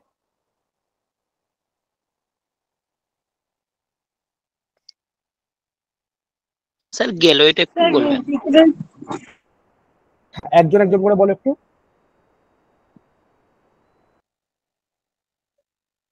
স্যার বলছি রুব্রিকের ওই স্টেপটা আরেকবার বলবেন? অবশ্যই বলবো। আচ্ছা, আর কি কারো কোনো প্রশ্ন আছে? প্রশ্নগুলো আমি শুনে নিই, তারপরে আমি একেবারে চলে যাবো।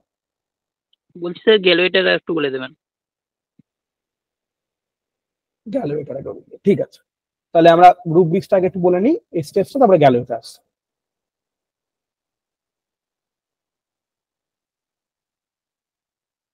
আচ্ছা, স্টেপসে কি রুব্রিক্সে কি ছিল? প্রথমে আমি কি করলাম, প্রথমে আমরা অবজেক্টিভ ঠিক করলাম যে আমি কোন উদ্দেশ্যে রুব্রিক্সটা বানাচ্ছি। যে আমি পিপিটি, আমি এখানে এক্সাম্পলে লিখেছি যেহেতু পিপিটি দিয়ে বলছি যে আমি কোনো এসে বা পিপিটি লিখেছি, সেটা আমি লোকের সামনে প্রেজেন্ট করছি। তো আমার উদ্দেশ্য হচ্ছে আমার প্রেজেন্টেশনটা ভালো হচ্ছে না খারাপ হচ্ছে সেইটা জাজ করার জন্য আমি রুব্রিক্স বানাচ্ছি। তাহলে আমি অবজেক্টিভ ঠিক করে নিলাম। অবজেক্টিভ ঠিক করার পর আমি ক্রাইটেরিয়া ঠিক করলাম যে কি ক্রাইটেরিয়া আমি দেখবো, যে কোন কোন ক্রাইটেরিয়ার উপর ভিত্তি করে আমি রেট করবো। তো আমি 3টে ক্রাইটেরিয়া এখানে ঠিক করলাম, যে কন্টেন্ট, অর্গানাইজেশন এন্ড ক্রিয়েটিভিটি।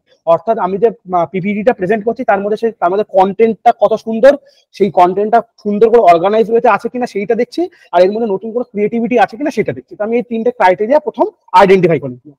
ভালো, দুটো হয়ে গেল। থার্ড স্টেজে আমি কি করলাম, পারফরমেন্স লেভেল লিখলাম। আমি পারফরমেন্স লেভেল একটা স্টুডেন্ট তো এই 3টে ক্রাইটেরিয়ার বেসিসে আমি জাজ করবো। তো এই ক্রাইটেরিয়ার বেসিসে আমি জাজ করার সময় আমি দেখলাম যে আমি 1 থেকে 4 অব্দি থেকে রেট করলাম। যে খুব ভালো হলে তাকে আমি এক্সিলেন্ট দিলাম, খুব তার থেকে একটু খারাপ হলে এক্সিলেন্ট থেকে একটু খারাপ হলে গুড দিলাম, গুডের থেকে একটু খারাপ হলে স্যাটিসফ্যাক্টরি দিলাম, এবং স্যাটিসফ্যাক্টরি থেকে খারাপ হলে আমি নিড ফর ইমপ্রুভমেন্ট দিলাম। তাহলে আমি প্রথমে এই 4টে পারফরমেন্স লেভেল আমি লিখে দিলাম। এই 4টে পারফরমেন্স লেভেলের উপর আমি জাজ করবো। এই 4টে পারফরমেন্স লেভেল আমি লিখে দিলাম। তারপর প্রত্যেকটা পারফরমেন্স লেভেলের কোনটা হলে আমি কি দেবো সেটা আমাকে আগে থেকে লিখে দিতে হবে। যে আমি বলতে পারি যে আমি যদি প্রত্যেকটা কন্টেন্টে যদি কেউ 10-10 পায়, অর্গানাইজেশনে যদি কেউ 10-10 পায়, এবং ক্রিয়েটিভিটিতে যদি কেউ 10-10 পায়, তাহলে আমি তাকে এক্সিলেন্ট দেবো। তো আমি কাকে এক্সিলেন্ট দেবো সেটা আমাকে আগে থেকে লিখে দিতে হবে 4th স্টেজে। তারপরে গুড, একটা আমি বলতে পারি যে একটা লেভেলে যদি কেউ 9 বা 8 পায় তাহলে আমি তাকে গুড দেবো। আচ্ছা, তারপর আমি স্যাটিসফ্যাক্টরি দেবো যে একটাতে যদি 5-এর কম পাই তাহলে আমি তাকে স্যাটিসফ্যাক্টরি দেবো। এইভাবে আমাকে প্রত্যেকটা লেভেল, আমি কোন লেভেলে কাকে কি দিচ্ছি সেটা আমাকে আগে থেকে ডেসক্রাইব করে দিতে হবে। আমি ডেসক্রাইব করে দিলাম, তারপর আমি ডেসক্রাইব করার পর আমার রুব্রিক্সটাকে আমি অ্যাপ্লাই করবো 5th স্টেজে। যে স্যাম্পেল আছে, যে স্যাম্পেলের উপর আমি অ্যাপ্লাই করবো যে আমার রুব্রিক্সটা সব জায়গায় ঠিকঠাক কাজ করছে কিনা। আমি টেস্ট করলাম, আমি অ্যাপ্লাই করলাম, অ্যাপ্লাই করার পর আমি দেখলাম যদি সব ঠিকঠাক থাকে আমি সেটাকে সবার সামনে শেয়ার করব বা সেটাকে সবার সামনে এক্সপ্লেন করে দেবো যে আমি এই রুব্রিক্স বানিয়েছি, তোমরা এই রুব্রিক্স বানিয়ে নিজেদেরকে ইভালুয়েট করে দিতে পারো। বোঝা গেছে কি? হ্যাঁ স্যার, বলছি টেস্টটা কিভাবে হবে? টেস্ট হচ্ছে কোন অবজারভার সে ক্লাসে আসবে, সে ক্লাসে এসে ধর আমি অবজারভার, আমি রুব্রিক্সটা বানিয়েছি এবং আমি রুব্রিক্সটা বানিয়ে এবার তুমি প্রেজেন্টেশন করছো। তুমি প্রেজেন্টেশনের মধ্যে তোমার প্রেজেন্টেশনের প্রত্যেকটা পর্যায়ে প্রত্যেকটা স্টেপ ঠিকঠাক আছে কিনা সেইটা দেখে আমি রেট করব। তোমার যদি খুব ভালো মানে প্রত্যেকটা কন্টেন্ট তুমি যে প্রেজেন্টেশনটা দিচ্ছ সেই প্রেজেন্টেশনে তোমার কন্টেন্ট খুব সুন্দর এবং খুব সুন্দর অর্গানাইজিং ওয়েতে তুমি কন্টেন্টটা তৈরি করেছো এবং খুব ক্রিয়েটিভিটির মাধ্যমে তুমি বলছো, প্রেজেন্টেশনটা দিচ্ছ সবার সামনে, তাহলে আমার খুব ভালো লেগেছে। তখন আমি সেটাকে সেই রুব্রিক্স অনুযায়ী আমি ওকে এক্সিলেন্ট জাজ করে দিই। বুঝেছো? হ্যাঁ বলছি স্যার, এটা তো একজনের উপর হবে না, মানে কয়েকজনের উপর টেস্ট করে তারপরে মানে হ্যাঁ অবশ্যই, এটা আমি যে রুব্রিক্সটা বানিয়েছি অবশ্যই আমি প্রথমে হয়তো 10টা স্যাম্পেলের উপর ইউজ করলাম। ইউজ করার পর যদি আমি দেখি যে সব ঠিকঠাক কাজ করছে তখন আমি সেটাকে পাবলিকলি করতে পারবো। আমি তো সেটাকে অ্যাজ আ ভ্যালিডেট রুব্রিক্স হিসেবে সেটাকে আমি গণ্য করতে পারবো। হ্যাঁ স্যার বুঝেছি, ঠিক আছে। আচ্ছা, আর একটা ছিল সেটা হচ্ছে গ্যালোতে আসি। গ্যালোতে কি ছিল? গ্যালোতে আমরা ফ্ল্যান্ডার্স কি দেখেছিলাম? ফ্ল্যান্ডার্স আমরা দেখেছিলাম ডিরেক্ট ছিল আর ইনডিরেক্ট ছিল। তাহলে ডিরেক্টের মধ্যে ফ্ল্যান্ডার্স 10টা সাব পার্ট দিয়েছিল। তাহলে গ্যালো কি করলো, সেই 10টা ভার্বাল কমিউনিকেশনের সাথে নন ভার্বাল কমিউনিকেশন অ্যাড করলো এবং প্রত্যেকটা নন ভার্বাল কমিউনিকেশন এনকারেজিং ওয়েতে বলেছে না রেস্ট্রিক্টিং ওয়েতে বলেছে, এইটার উপর বেস করে ও প্রত্যেকটা 10টার সাব পার্ট করেছে। অর্থাৎ অ্যাকসেপ্ট ফিলিং করলে সেটা এনকারেজিং ওয়েতে অ্যাকসেপ্ট করেছে না রেস্ট্রিক্টিং ওয়েতে করেছে, মানে ভালোভাবে পজিটিভ ওয়েতে করেছে না নেগেটিভ ওয়েতে করেছে, সেই হিসেবে তিনি রেট করবে। এইভাবে যে 10টা তিনি সাবকাস্ট আছে, এই 10টা মানে ক্যাটাগরির প্রত্যেকটা পজিটিভ ওয়েতে আর নেগেটিভ ওয়েতে প্রত্যেকটা ক্যাটাগরি কে ভাগ করেছে। এইটাই হচ্ছে গেল এই অবধি কাজ করে, আর কিছুই করে। বোঝা গেছে কি গেল এটা? হ্যাঁ হ্যাঁ স্যার, বোঝা গেছে। আচ্ছা, বাকিরা সবাই কি বুঝতে পেরেছো? বলো একটু কোন জায়গায় কি অসুবিধা হচ্ছে একটু বলো। এবারে স্যার গ্যালোয় থেকে কোশ্চেন ছিল হ্যাঁ, নাকি? গেলো থেকে প্রশ্ন আসে, গেলো ফ্ল্যান্ডার্স থেকে প্রশ্ন আসবেই, ক্রাইটেরিয়া অফ টিচার ইভ্যালুয়েশন থেকে প্রশ্ন আসবে। এটা খুব ইম্পর্টেন্ট একটা টপিক।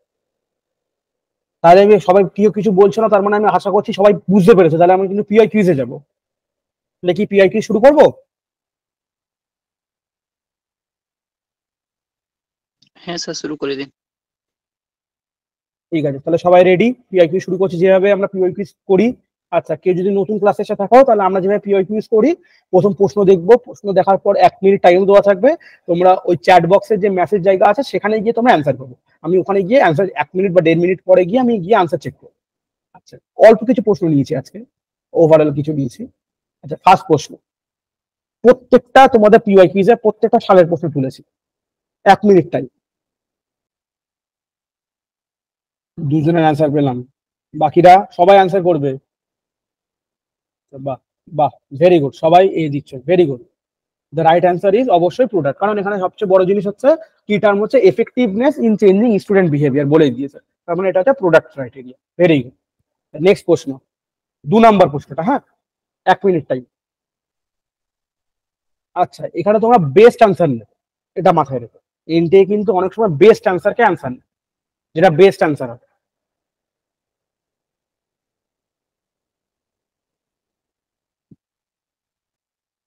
আচ্ছা, আশা করছি হয়ে গেছে। আচ্ছা, অনেকে বলছো, হ্যাঁ সুন্দর। অনেকে অ্যান্সার দিচ্ছে না 2.2 দিয়ে, তো এইভাবে অ্যান্সার দিও। হ্যাঁ, এইভাবে দিতে সুবিধা হয়, আমার বুঝতে সুবিধা হবে। অনেকে বলছে 2 এর অ্যান্সার, তাহলে আমি ধরে নিলাম এ বলছো, অনেকে এ বলছো। আচ্ছা, এ বলছো, সি বলছো অনেকে। 2 এর অ্যান্সারটা, 3 এর অ্যান্সারটা কিন্তু আমি এখন নেবো না, আমি শুধু 2 এর অ্যান্সারটা নিচ্ছি। 2 এর অ্যান্সারটা বাকিরা সবাই একটা অ্যান্সার করো। মোটামুটি সবাই এ বলছে, যেটা বুঝলাম। আচ্ছা, কি দেখি, রুব্রিক্স ইজ নট ট্রু। অবশ্যই ক্রাইটেরিয়া সিট, অবশ্যই, কারণ তোমরা তো ক্রাইটেরিয়া করছো না, রুব্রিক্স তো অবশ্যই ক্রাইটেরিয়া তৈরি করছো আগে। কেন ক্রাইটেরিয়া শিট হবে? Best answer is evaluation sheet, কারণ স্কোরিং গাইডটা হচ্ছে বেস্ট অ্যান্সার, গ্রেডিং স্কিমটাও অবশ্যই গ্রেড করছো, আর ক্রাইটেরিয়া তো অবশ্যই, কারণ তুমি ক্রাইটেরিয়া রুব্রিক্স আমরা যখন তৈরি করলাম তার প্রথম ক্রাইটেরিয়া সেকেন্ড স্টেপে ছিল আমাদের ক্রাইটেরিয়া ভাগ করা, সেজন্য ক্রাইটেরিয়া শিট অবশ্যই এর একটা অ্যান্সার হিসাবে গণ্য হয়। বুঝা গেছে? হ্যাঁ স্যার বোঝা গেছে। না স্যার। আচ্ছা, তোমরা দেখো ক্রাইটেরিয়া শিটটা কেন অ্যান্সার হবে না সেটা বলছি। তোমরা যখন রুব্রিক্স আমরা যখন স্টেপ তৈরি করেছিলাম, এই দেখো এখানে প্রথমে আমরা তো আইডেন্টিফাই ক্রাইটেরিয়া ভাগ করে নিয়েছিলাম, আমরা তো কন্টেন্ট, অর্গানাইজেশন এন্ড ক্রিয়েটিভিটি এর মাধ্যমে আমরা ক্রাইটেরিয়া ভাগ করে নিয়েছি। তাহলে ক্রাইটেরিয়া শিট তো অবশ্যই রুব্রিক্স এর একটা পার্ট, অবশ্যই একটা পার্ট। বাট ইভালুয়েশন শিট, হ্যাঁ ইভালুয়েশন শিটটাও একটা অ্যান্সার, বাট ইভালুয়েশন শিটটা হচ্ছে এর মধ্যে বেস্ট অ্যান্সার না। বেস্ট অ্যান্সার এই তিনটে, তো এনটি এরকম অ্যান্সার পরীক্ষায় নাই, কিন্তু টাফ করার জন্য অপশন ঘুরিয়ে দেয়। এই চারটেই টেকনিক্যালি রুব্রিক্স এর সাথে যাচ্ছে, বাট ডিটা হচ্ছে সবচেয়ে কম যাচ্ছে। স্যার ডি অ্যান্সারটা হবে? আচ্ছা, তিনেরটা তো আচ্ছা স্যার হ্যাঁ, ক্রাইটেরিয়া ডি শিফট অ্যান্সারটা করেছিল। তো অ্যান্সার, হ্যাঁ ক্রাইটেরিয়া কেন বুঝতে অ্যান্সার হবে না পেরেছি। ওটাই আমি এতক্ষণ বললাম। 3 নম্বর যেটা ছিল, 3 নম্বর প্রশ্ন, এটা তো বাচ্চাদের প্রশ্ন, এটা প্রশ্ন আর করে টাইম নষ্ট করলাম না, এটা অবশ্যই যেটা আমরা পড়েছিলাম 10 করলাম, এই লেভেলের প্রশ্ন কিন্তু পরীক্ষায় আসে, তাহলে বুঝতে পারছো তো? তো বুঝতেই পারছো তাহলে। আচ্ছা, 4 নম্বর প্রশ্ন, বলো। সবাই 4 পয়েন্ট দিয়ে অ্যান্সার দেবে, 4 পয়েন্ট দিয়ে যেটা অ্যান্সার হবে সেটা দেবে। আমি 1 মিনিট দিলাম, অ্যান্সার দেখি। সবাই বলছো 4B, 4জন অ্যান্সার পেয়েছি, বাকিরা আরে ভুল হোক না, অ্যান্সার করো, কি আছে? ভুল হতে হতে তো ঠিক হবে।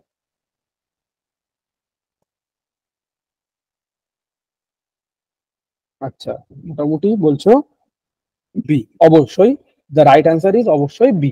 তার কারণ হচ্ছে এখানে আমি কি করি, আমি এখানে যেটা করি না সেটা হচ্ছে আমি ভার্বাল ইন্টারাকশনটা অবশ্যই করি, টিচার নিজের ইভালুয়েট করতে পারে এবং স্টুডেন্ট পার্টিসিপেট করে, বাট আমি এখানে করি কি টিচার লাইক স্টুডেন্ট কতটা করে সেটা আমি এখানে আমার বিচার্য বিষয় নয়, এই জন্য বি হচ্ছে অ্যান্সার। Good, very good. এই তো আচ্ছা, 5 নম্বরটা এটা পড়ো। এটা এটাও খুব ইজি, এইসব প্রশ্ন পরীক্ষা, এইসব এই প্রশ্নটা পরীক্ষা এসেছিল। 2 মিনিট, 2 মিনিট লাগা উচিত না যদিও, তখন হয়ে গেছে, আর টাইম দেওয়া যাবে না এই প্রশ্নে। ভেরি গুড, সবাই বি বলছে, ভেরি গুড।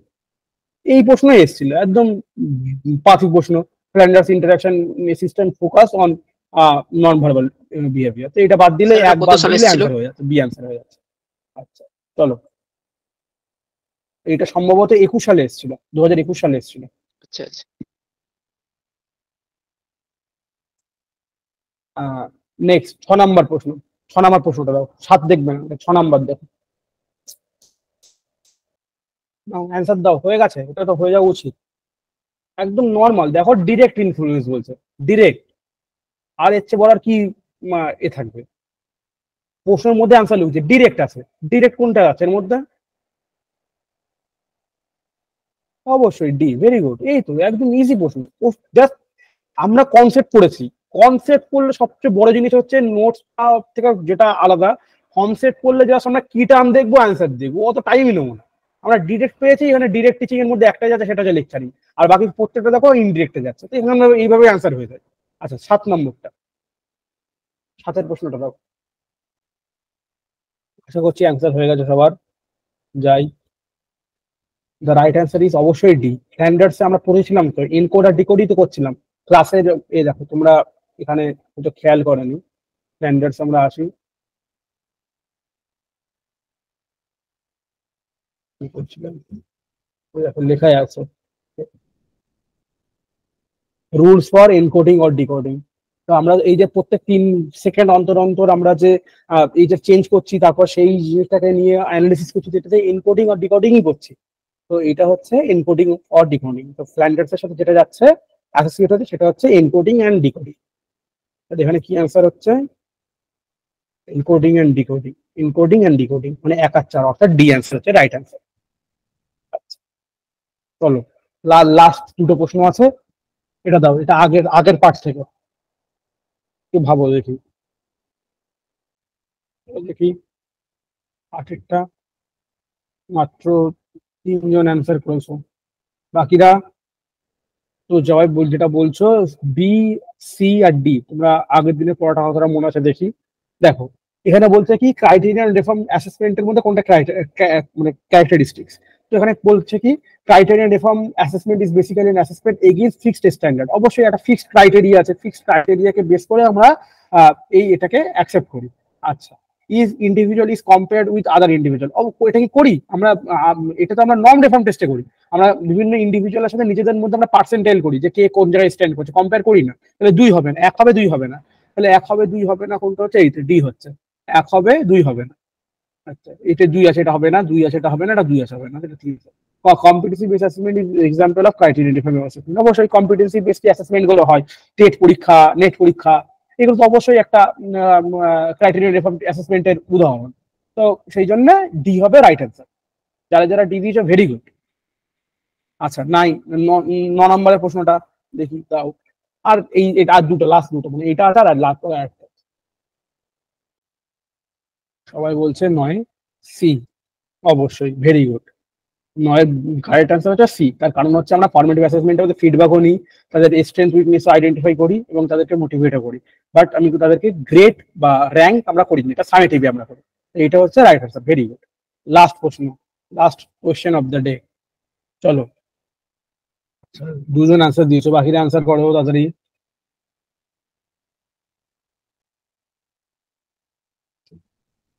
অনেকে বলছে এ, বি বলছো, বি বল A B. The right answer is A, অবশ্যই। তার কারণটা হচ্ছে ক্রিটিক্যাল পেডাগজি ডিল করে নলেজ স্ট্রাটিফিকেশন, এটা তো করছেই, কারণ এটা ঠিক হলো। বিটা অনেকে বলছে কেন, মানে ইনকারেক্ট কেন, কি করে হবে? All the true social transformations are the functions of critical pedagogy, অর্থাৎ ক্রিটিক্যাল পেডাগজি কার্যকরের মাধ্যমে সমাজ পরিবর্তন হয়েছে। অবশ্যই ক্রিটিক্যাল পেডাগজিতে সমাজ পরিবর্তনের কথাই বলছে, যে ডমিনেন্ট বিলিফকে চ্যালেঞ্জ করছে, প্রশ্ন করছে। তো সেই জন্য যে সামাজিক যে পরিবর্তনটা, সমাজ যে পরিবর্তনটা, সেটা তো ক্রিটিক্যাল পেডাগজির একটা কার্যকরের একটা ফসল। সেই জন্য এ এবং বি দুটোই ঠিক হবে। তো both the statements are correct. তো আজকে অবধি ছিল।